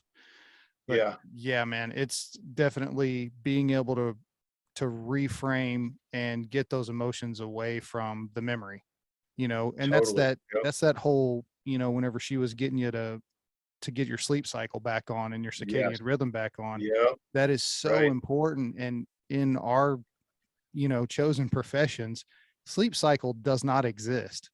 I mean, I hear you, man. I worked yesterday, so I got off this Yep. morning at 7 o'clock. So yeah, I went to bed at 9:30, Yep. 10 o'clock, but the ambulance went out 2 times. The truck went out. Oh man. We went Yeah. out, and it's like, okay, well, of that from 9 to 6 or 10 to Hmm. 6, okay, I was getting woke up every hour. Yep. So how much sleep Yeah. did I And really now, get? and I mean, I don't know if we talked about this or not. I know I've talked to other people and what's happening back in Mesa. Like, okay, you've got 24 hours, not to say that that's not hard, but now with these mandatory, like, yep, you're not going home. Now you're doing Hmm. 48 hours of that. Oh yeah. Like, man, we are going, and this is the whole recruitment, retention. What are we going to do about it? Like, we are destroying people. Oh yeah. Like, and I don't think the public, this is where we can get on the leadership, but I think fire chiefs, police chiefs, you need to be in front of your government, in front of in the news media every week, telling the public, like, this is what's happening right now. Oh yeah. You have to understand that it's unsustainable, Yeah. in my opinion. Whenever I got on the job 18 years ago, it was it wasn't unheard of, but it was very, very uncommon for anybody to leave with less than 25 years on, because that's whenever we were Okay. eligible to Yep. retire, right? Right. In the Yeah. past 3 years, we've had more people with less than 5 years on the job leave than Yep. people have retired. Crazy, man. It's Yeah. and we, I don't want to go into too many specifics, but because of COVID, we had an issue with our hiring process. So Oh we didn't yeah. hire Yep. anybody for 2 years. We just lost a whole bunch of people. That's how we were, man. Yep. So, I mean, Yeah. we have stations right now, pumper companies and other companies that have no firefighters. They Right. don't have a driver, Unbelievable. Yeah. It's overtime every day there. You're Right. detailing somebody in. I mean, it's like you said, it's not Yeah. sustainable. It needs to be fixed. And It's not.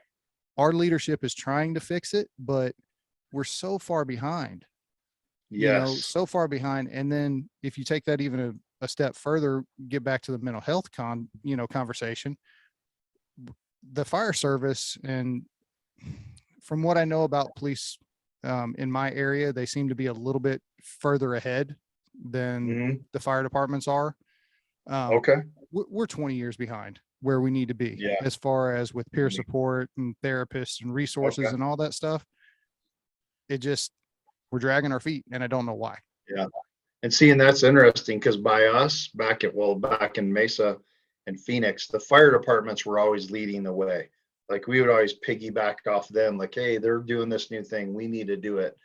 But the end, and like we were saying about overtime, that's what's going on with patrol.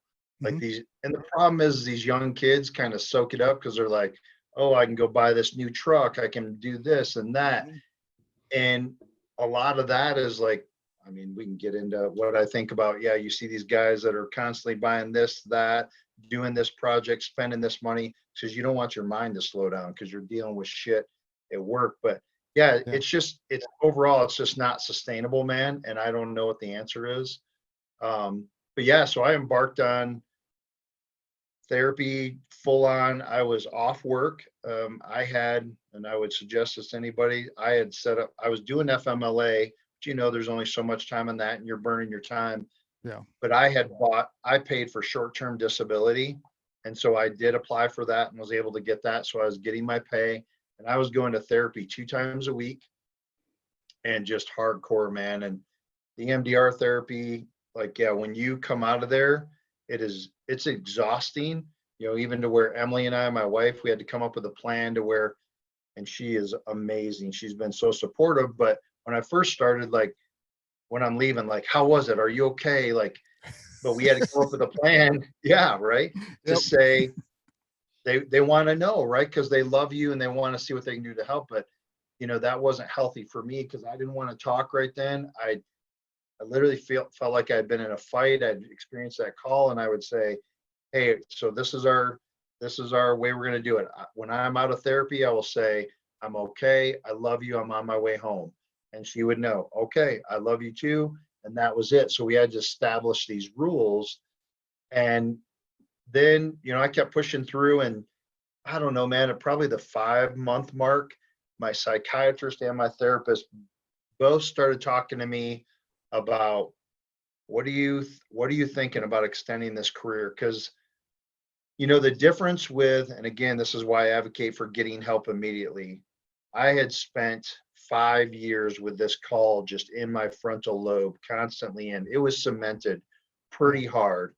And they both told me, like, yeah, we're going to get you to a place to where we want you to have an amazing life. You've already been in this career for 24 years. We want you to enjoy retirement, but we don't know what would happen if you go back to work and you experience another call like this or something similar. Are we right back to where we start? So we did have an option in Arizona that there was a post-traumatic stress injury retirement, but it's risky. It's once you submit your paperwork, you have literally just told the city, I can no longer work as a police officer. And if you go through the process and the board doesn't approve you, you're just out. No retirement. I mean, you'll get your money back, your contributions, but you can be done. So it's risky, man. Um, but my wife and I, we knew for my well-being, like it's a risk we got to take. And if we don't get it, we'll figure something out because, and again, amazing wife and Emily that she's like, I want you here. I could give a shit about this career. You have done your time.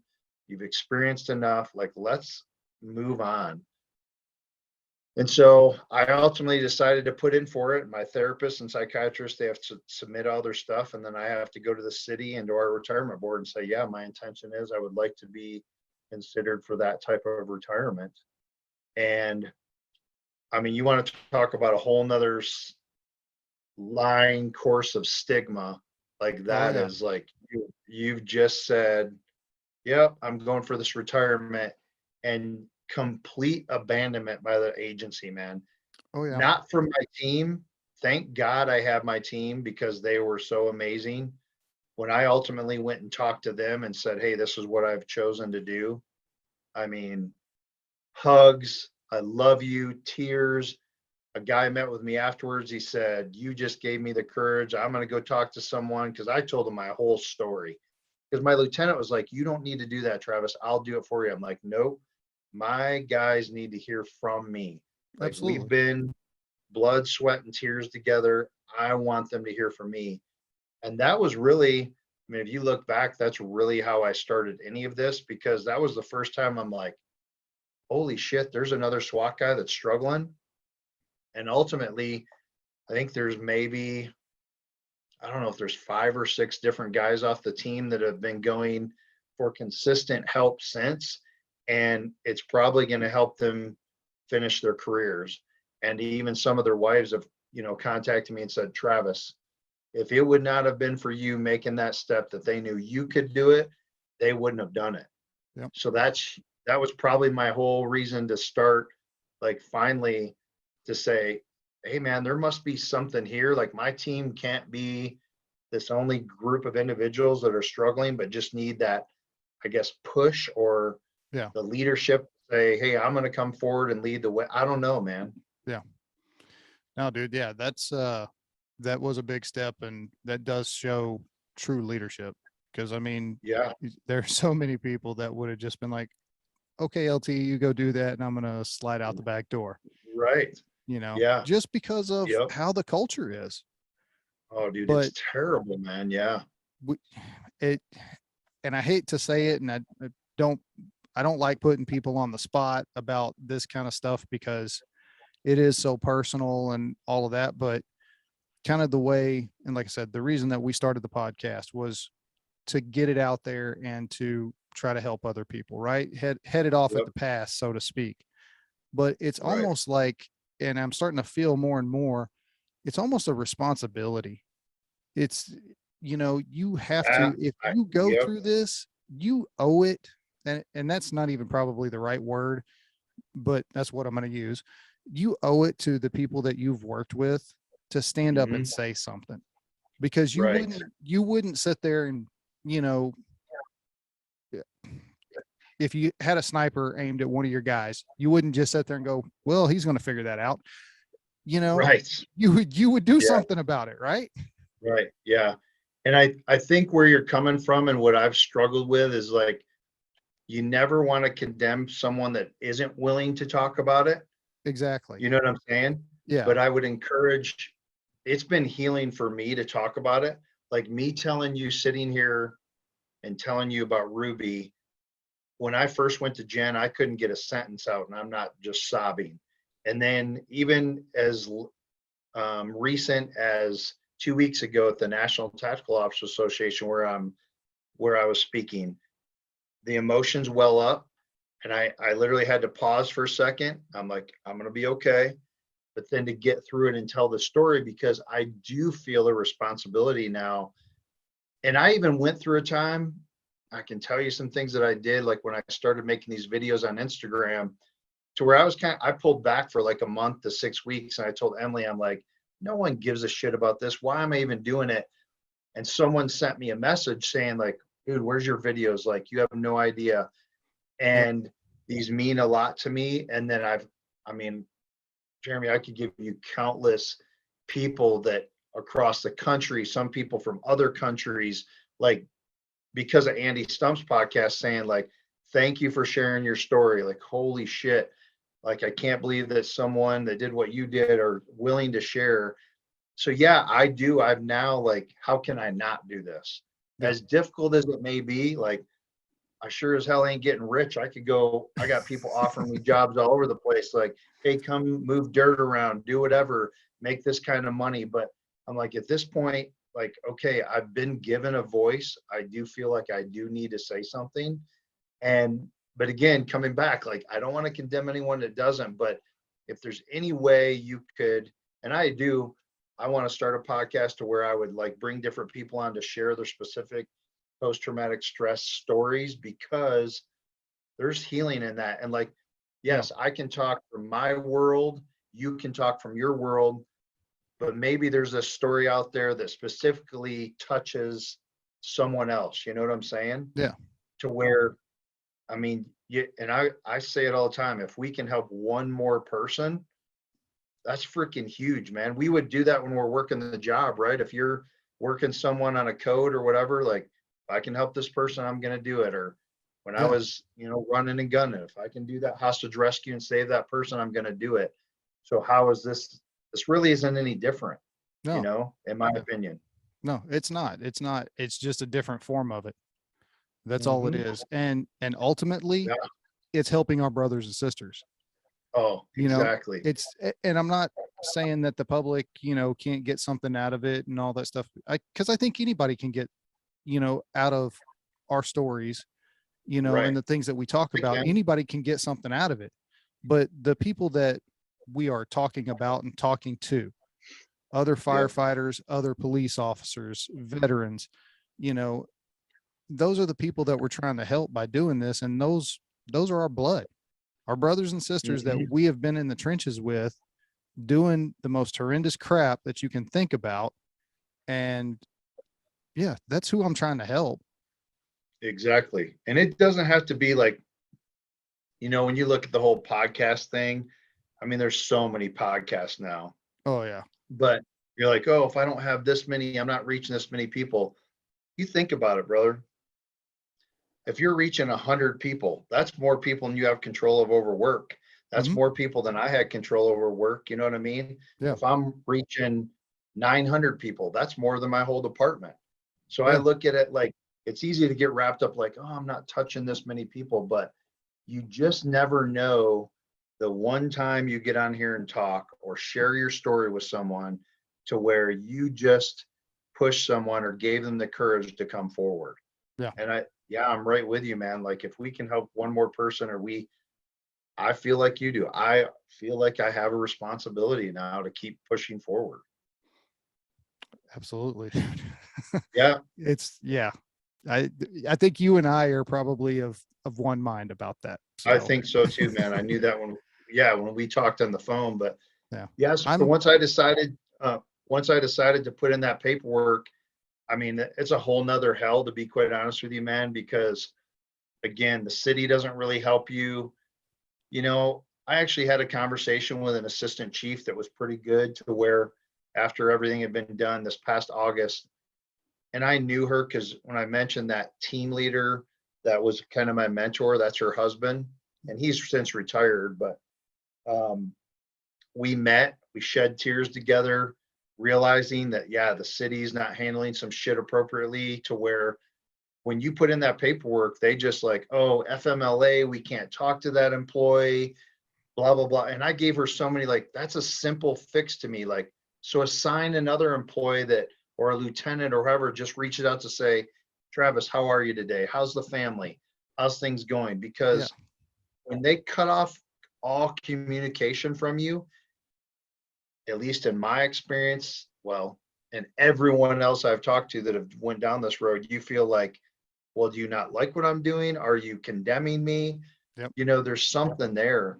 Well, So, your brain's going to fill in the void oh, spaces. It's a game of Mad Libs. absolutely.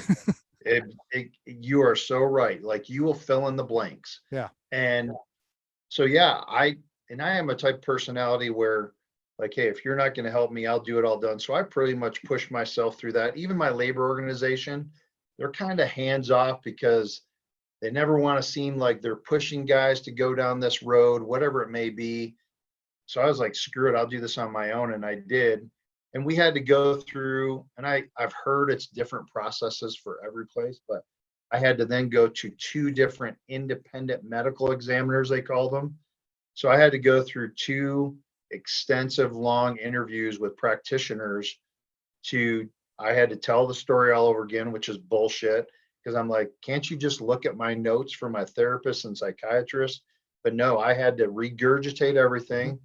So emotions, the only good thing that came out of that, because you still are questioning like, hey, am I doing the right thing? Is the second medical examiner, she teared up, started crying, and she's like, Travis, I've never heard a story like this, and I cannot believe you've made it for 5 years. Like this would have taken a lot of people out from day one. That gave me a little bit of like, kind of like, hell yeah, assholes. Like, see, I pushed through, but it Yeah. was good. But after a year long, man, it goes through and it goes to the board and they have to vote on it, and they approved it and gave me my pension. And so, yeah, I ended up, and I mean, you want to I assume we can keep going here a little bit. Yeah. Like I Okay. said, dude, So, this records right yeah, to my computer. So I've got right a on. bunch of room. So I'll tell you, yeah, so how I got to kind of doing what I'm doing is, um, Oh, my that's wife right. and I had already purchased 13 acres up here in, yeah, Phillipsburg, Montana. Okay. And prior to all this going on, well, because this was going on, we're like, okay, we're going to speed this process up. So we moved up here in March of this year. And in the SWAT world, I had made friends with a guy who, he was a longtime team leader in Tri-Cities, Washington, and then ended up coming over to Flathead County, which is Kalispell area, to Mhm. be the undersheriff for one of his friends. And I had just recently told him my story. He knew I was retired, but he didn't know why. So I told him everything. Well, he calls me up. I'm literally driving up here with a 26-foot trailer behind me, moving shit up. He's like, hey, Travis, we have a tactical leadership conference up in Kalispell. You want to come up and do a debrief? I know you're done with work now, meaning like, hey, come debrief a hostage rescue, debrief a barricade, Yeah. and we talk about lessons learned, all this bullshit. And I said, oh yeah, sure, no problem. I've got many of those I can talk about and, put up a presentation. But then I hang up and driving a little ways and I'm like, hell no. I said, I wonder what he'd think about me coming and talking about post-traumatic stress in our community. So I called him up and he's like, hell yes. He's like, yep, let's do it. So I had like 2 weeks to prepare and I go and present to these people again, super nervous, man. Like I'm not only in front of SWAT people, I'm in front of SWAT people I don't know. So I'm Mhm. thinking like, and these guys are like, this is a whole leadership conference. They're talking about barricades, hostage rescues, lessons learned. And now I'm going to get up and talk about my feelings. Like, what the hell? So super, super nervous, man. Like, cause Yeah. I still, even though I knew my team embraced me, I could sell that as like, well, yeah, I'm also their friends, that I've known for a long time. Yeah. So I give my presentation. At that point, I still like I always get emotional and like had to pause and I do it.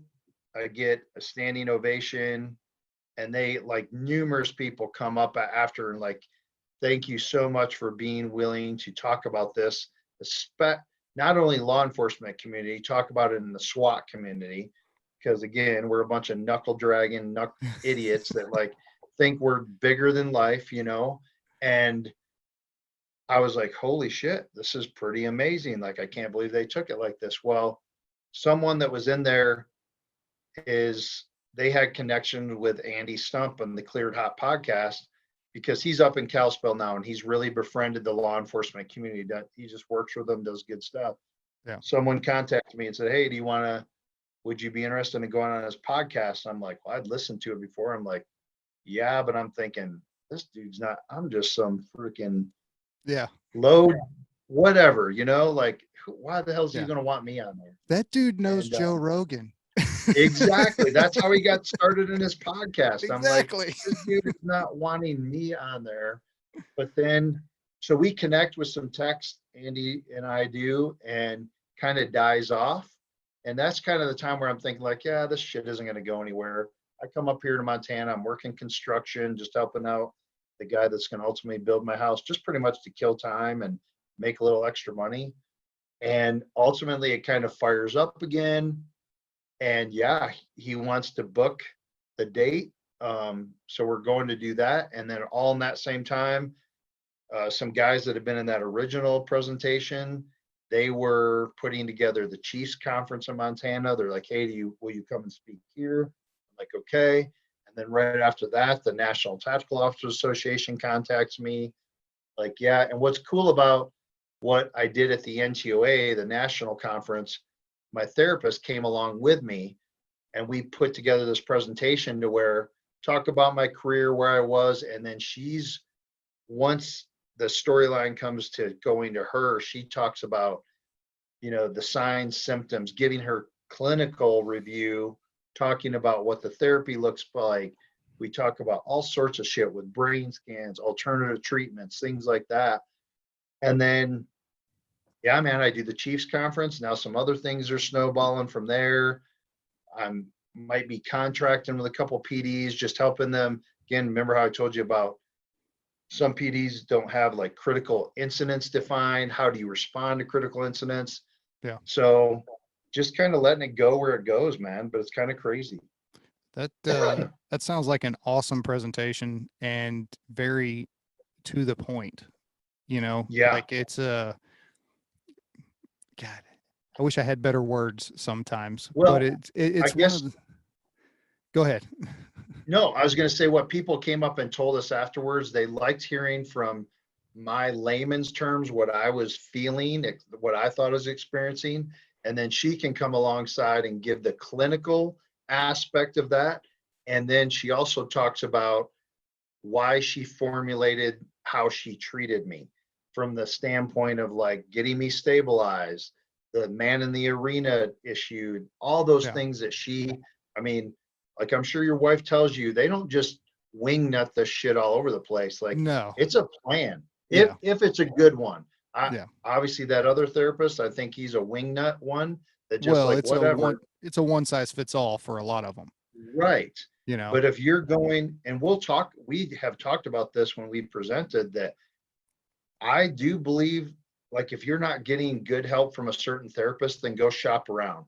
Because if you Absolutely. have a therapist that has buy-in to uh, first responders and what we go through, I think that's gigantic, man. And you will be able to tell if they really know what they're doing and they're formulating a plan for you specifically versus like what you just said, one size fits all. Yeah, Travis, dude, I mean, I've hit that point so many times of, look, here's the thing.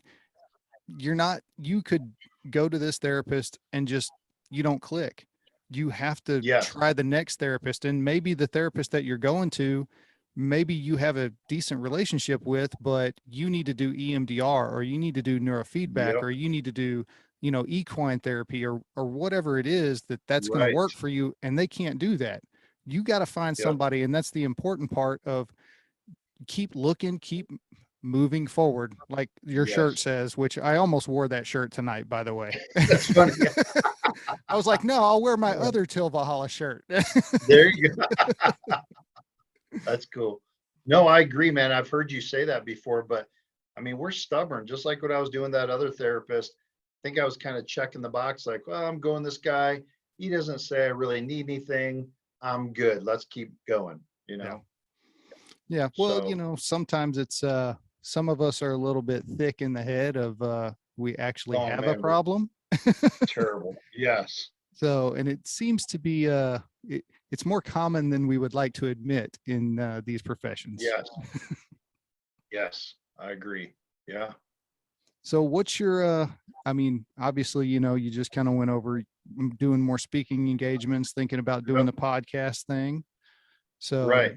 What um I'm doing with it. Yeah. I mean, right now, my passion, like I said I think I talked about in the beginning, like I really do want to touch early on in people's careers, like trying to, whether it's through academies, whether it's through getting a hold of people in the FTO process, to try to change the culture from the beginning to they know that it's okay. Like, hey, if you're having, like my therapist, working with Phoenix Fire, she would tell people, and again, I don't think there's anything scientific behind this, but her gauge is if 3 days after the call, you still can't get thoughts, images out of your head, they're constantly flooding, it's probably a good idea to go talk to somebody. yeah. Right? I mean, and it doesn't Well, mean that you need to be taken off work, but it may mean like, hey, let's do some maintenance here. Let's work on this a little bit, yeah. you know? Well, so and I'm sure your therapist probably talked to you about this, PTS, post traumatic stress, is 100% normal. Everybody gets it. They might Yes, not even realize that they get it. right. Where it starts to be a problem is whenever it turns into PTSD, that can take as little as Yes, 7 days. yes, yep. That is So, so good you said that because, yeah, and I probably need to be preaching that more because everyone in our career is, you're not going to come out unscathed. You are going to deal, at the very least, post traumatic stress in the acute form. Yeah, but what we want to try to prevent, like you said, is that where it gets cemented in, it's the disorder. You can't get out of this loop yeah. of going back and forth. And that's why, man, it just, I dream for a day. And I mean, how our bureaucracies are, and as first responders, fire departments, police departments, the wheel is so flipping slow. Oh, yeah. But like maybe it's like a generation from now to where it's like, yep, yeah, I just this shitty call. And this is what I agree with my therapist on this. And I've talked to other therapists. Whatever I mean, we could sit here and talk about what is a critical incident and how do we define it? What are officer involved shooting, murder, suicides, whatever it may be, child death. So like my therapist, she tries to get this ingrained. If you're involved in one of those critical incidents, you're 40 hours off right now. Like just to go home, reset within that first 40 hours, you're going to go in and you're going to see a therapist. You're going to do a check-in. At that point, they may say, yep, I'm doing fine. Therapist doesn't see anything. You go on. But then you're going to have a 30, 60, 90, 120 day checkup to where, because what she likes about that, and I agree, she now during those times is building a relationship. And maybe at the 30-day mark, you're still seeming like everything's cool. But maybe at the 120-day, now that they kind of know you, something's off here. Yeah. Now we may need to say, let's go with some more sessions, which I really like that model. And I do understand the whole word mandated scares a lot of people off. Oh yeah. It scares the 40 hours off scares administrators because you're talking money. You got to give them time off. But I would say this, man, it is cheaper to pay on the front end than it is on the back end. So let's, right, take care of our, right, take care of our people, because, and again, in this world of retention, we got recruitment. Let's talk retention.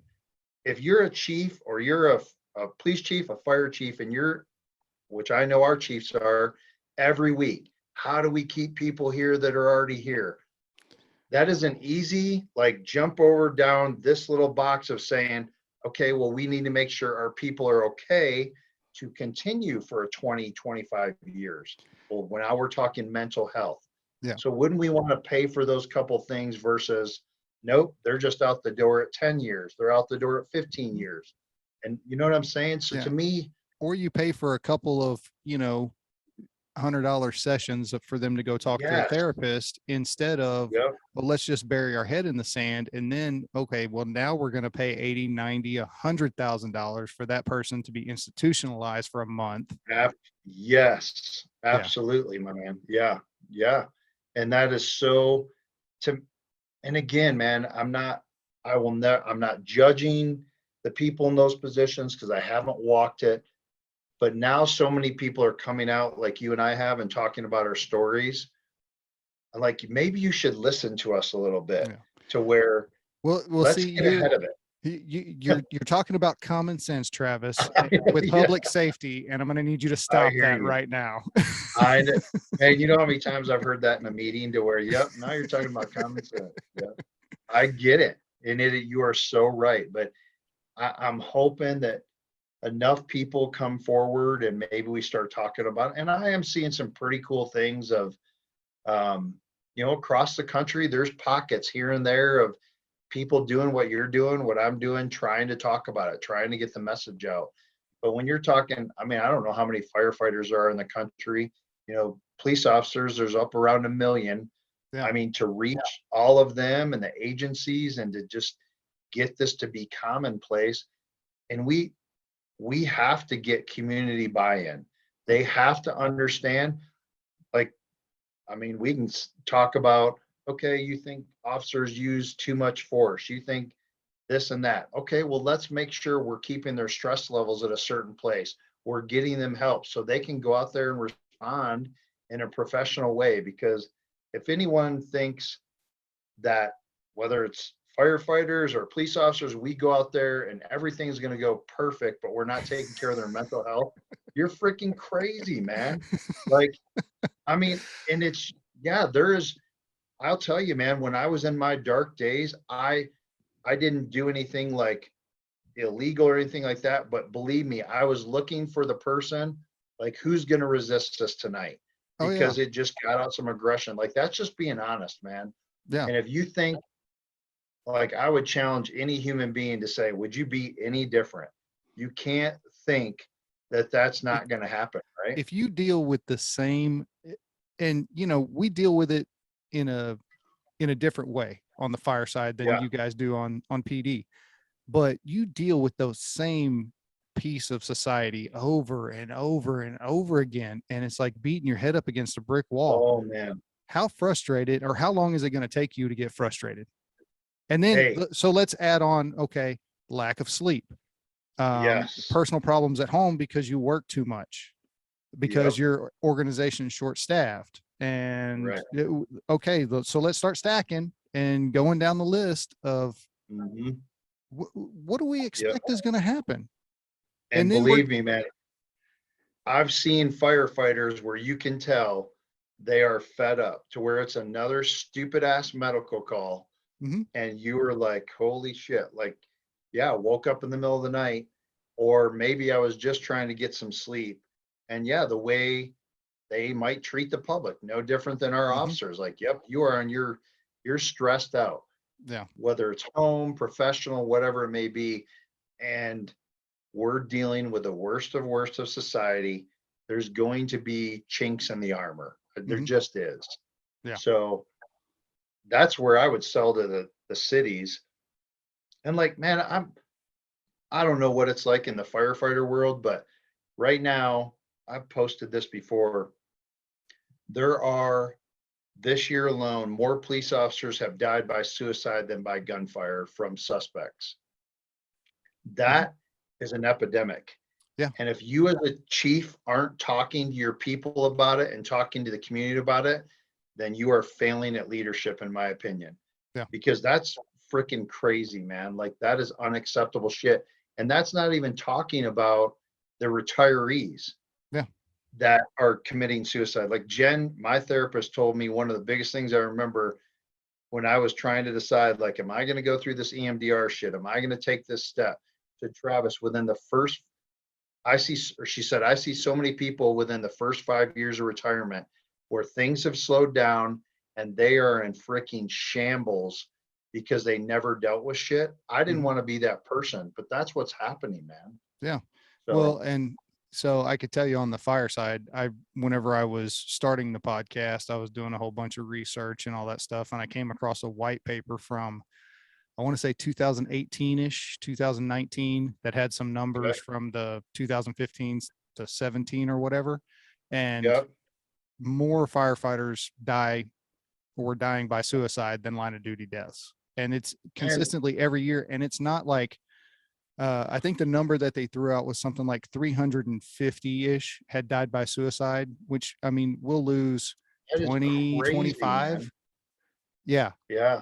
That is And, unbelievable. but in the paper, they said, we actually expect this number to be at least 50% higher because Yep. of inaccurate reporting. Because, Yep. Yep. you're not going to get that insurance payout if it's a suicide. That's true. So, Yeah. oh no, Billy, he slipped and fell on his gun, Right. or that rope just magically got around his Yeah. neck, or however it was done, you know. Right. So No, I agree. And that's, man, that is, yeah, that's just, I mean, it's sickening. It's mind numbing, like freaking crazy that that's going on. And I just, but then, man, as you sit in your place and I sit in my place and you think about our careers, it's not really shocking when you think mm-mm. about day in and day out. I was just recently, oh, I was talking to this other therapist and he came through. He's a Marine Corps guy, he was over there during the shit in 2006, 2007, Ramaldi, just nasty. Gets out, thinks, I just need to get away from that. Then he goes and does, of course, the contract work. So he's back over there again. That shit, like, Yeah. and then he actually ended up in Arizona and is floundering and it's bad. Has to get into a treatment center, but he comes out. So this guy, but he's talking about, he said, again, military guy, like it's a different thing, but yet there's so much similarities.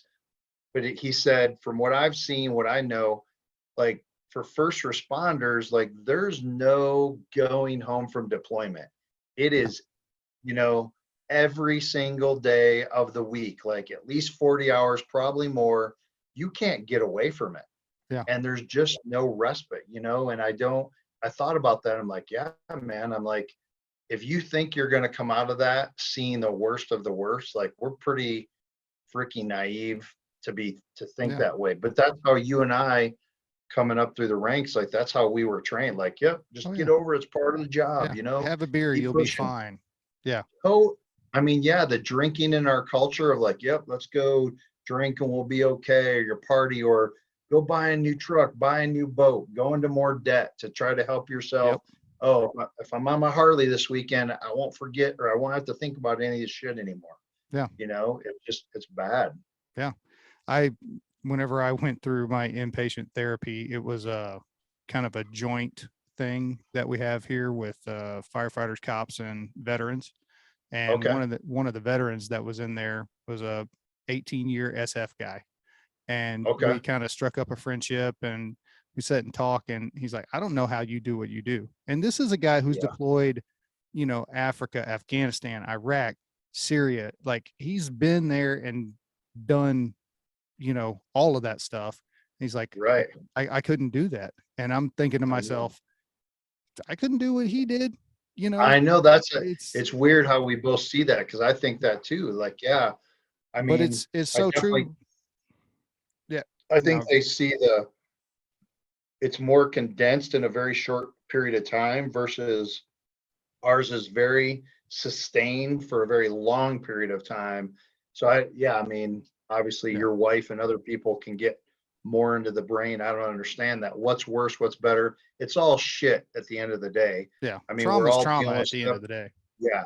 And if we don't deal with it, I think I mean, probably the biggest group I see really leading the way is like the SEAL group. Seems like a lot of them are coming forward to Hmm. say like, hey, we fucked some things up here. We got to change. And so, yeah, they're kind of leading the way with that. And now, hopefully us and as the first responders are going to follow up with that and make it okay. And I mean, at the end of the day, man, I just tell anyone, like, whether your administration is not making it okay, if you feel like you're going to lose a position, like, you're you as a person are more important than all of that. I know that we breed that different, that like a lot of us get wrapped up in who we are uh, in our job, and that's who we are as a person. But at the end of the day, like, I just want you to be okay, and I want you to enjoy your family and live a life. Like, you can do lots of other shit besides be a first responder, Yeah. you You're know? more than a uniform. You're a Totally. husband, a father, an uncle, a brother, a sister, Right. a dad, a mom. You just go down the list. The Exactly. uniform Yeah. is what it is. You take that Right. off eventually. Exactly. Yes. So Yep. I you agree, man. got to have a life outside of it. Got Right. to. And I honestly, man, I wasn't good at that. I lived my job. I was, and I always had a big turmoil about that because I felt like to keep myself alive, like that's who I needed to be 24/7. I felt like if I came down, I was going to lose my edge. My wife, on the other hand, she's amazing. She killed it at work. She was one of those that like very rarely wanted overtime, but she does stained glass and art thing on the side, and she could walk away from it and shut it off. Yeah. I'm like, at times I'm like, holy shit, I wish I could do that. But I just didn't. And some of that, man, is self-imposed, but some of it is agency imposed, to where I talk about in my presentation to remind leaders, the old saying, good work brings more work. We as leaders, you as a captain, me as a sergeant, I knew my people that no matter what, if I asked them to do something, they were going to get shit done. Yep. And so, like, I put some people, like, I asked too much of them to where they were going 24/7 like I was. And we as leaders need to step back and say, hey, maybe I need to spread the wealth a little bit. Maybe I need to mentor these other people, Yeah. to bring them up. But it's easy. You know how when you're running and gunning, shifts going, whatever, like, yep, whoever, hey, Bob, get this done. And you could walk away and know that, yep, they're good to go. Yeah. You know what I mean? Well, that was one of the first conversations that I had, because my position now is I'm the district safety officer for my battalion. Okay. So basically, I drive the chief around, and we get to a fire or a car wreck or whatever it may be, and Oh, I'm yeah. I'm the safety guy. Are you driving and the chief sitting next to you? Oh yeah, yeah. I wanted that chief spot, man. Like, because we had So we had we had some we had SWAT medics assigned to us, but they had their duties. yeah, They would just come out on call outs, and a couple of them moved up into those chiefs position. We'd have a house fire, and they'd roll up, and I'd be like, "You son of a bitch! How do you get that? Get drove around, sit there in your radio, and like sit in the car." I'm like, that is a badass job. oh yeah, it's fun. They, and I'm contemplating. I've got about 4 years until I can take the battalion chief's tests, and so I'm Okay. kind of thinking about it, and I'm in a good position, doing the DSO job to really Yeah. see the inner workings of it, because I work hand in hand with the battalion chief every day. Yeah. But one of the first conversations that I had with all the guys, that are in my district is, look, if we're on a grass fire, we're in a house fire, whatever, and I tell you to go take a break, go take a break, because Oh yeah. that's my job, is basically to look out for you. I want Hmm. everybody to go home at the end of the shift. And I've been that firefighter, and I was that Yeah. firefighter for a long time, that I would work and work and work until I couldn't hold an axe in my hands anymore, Right. or I'd Yep. just be falling down because I'd be so tired. I don't want anybody else to do that. For one, it's unsafe. Right. You could hurt somebody else or you could hurt yourself. So Right. it's my job now to make sure to kind of rein them back in. Yep. Like, you're doing a fantastic job. I love what you're doing, but go get some water and set your ass on the pumper. It's so funny because yeah, like I didn't often have to pull out the asshole Travis to where with my team guys, but the time that I did would be like, yeah, we're on a barricade and it's hot as shit. And like I would make sure I'm rotating guys out of like very important roles to come back, get some water. But those are times they'd be like, no, I'm good, boss. I'm like, no, you aren't hearing me. I'm telling you, Yeah. this is what you're going to do right now. Yep. Those are the only times with my team I needed to really like push that authority. Like, no, your team leader is now telling you you're going to do this. That's funny. Because Yeah. yeah, you have your hard chargers. They just don't want to let go. They're like, yep, what's the next mission? Let's go. Yep. You know, but hindsight being 2020 as leaders, I think we need to take a good look in the mirror and look at our people that we're, over and say like, hey, am I pushing this person too much? Can I again spread the wealth? Because yeah, I think it's easy for us to do that. Like, yep, that guy's going to get it done. So I would encourage leaders to maybe step back and evaluate that to how they're treating their people, how they're delegating responsibility. Yeah. Well, and it's like you said, mentor some other people, For sure. Yeah. give them the opportunity to get better. Because Yes. if you're just Absolutely. giving it all to one person or two people or three people, those Right. people, they're getting, the experience and all of that stuff. But those other people, they need that experience too, and they need those Agreed. skills. So yeah, share the wealth. Right. I agree. I agree, man. Yeah. Oh, dude, it's been a pleasure talking to you. I've had so Yeah. much fun. You as well, man. Yeah, Um, this went really well. And I appreciate you giving me, I mean, again, kudos to you for having the podcast. I appreciate you. This will reach a couple more people and just, you know, getting the voice out and keep going with that. And I do appreciate you for reaching out to me and being willing to have me on for sure. well, I appreciate, you have no idea how much I appreciate you sharing your story and being willing to talk about it, Yeah. because, we talked about that earlier. Not everybody is. And I think it's so Right. critical and so key for people to stand up that, you know, have been through it and come out the other side and say, hey, look, Yes. yeah, you're going to struggle. And, Yes. but this is what can happen. And this is what you can do after that. It's not a death sentence. Agreed. It's not a, Yep. it's not a mark of shame or anything like that. It is what it is. Let's move forward past it, because you can. Yep. And man, you saying that right there, like, I guess if anyone's listening to this and they can see the both of us that have walked through the hell, we're on the other side of it now. Like, it is achievable. You just, not saying it's going to be easy. You're going to have some tough talks with yourself. You're going to have to look at some shit, deal with some stuff. But if you can push through and get to the other side, man, it's huge and it'll be worth it. And you'll be able to help other people for sure. Absolutely. Well, Travis, thanks for All coming right, on, man. man. I Yeah. look forward Thanks, to brother. seeing some more Instagram posts from you, and Yeah. We'll maybe see. having you back on the show again. And I can't wait I'd for you love to it, start man. I your own appreciate it. podcast. Yeah, So we'll see. I'm thinking about it, man. So yeah, I appreciate it, brother. cool. Well, I'll end this episode like I end everyone. If you are struggling, reach out. The resources are out there. If you know somebody that is struggling, reach out, let them know you care, let them know resources are available. And yeah, thanks for stopping by, and we'll see you next time.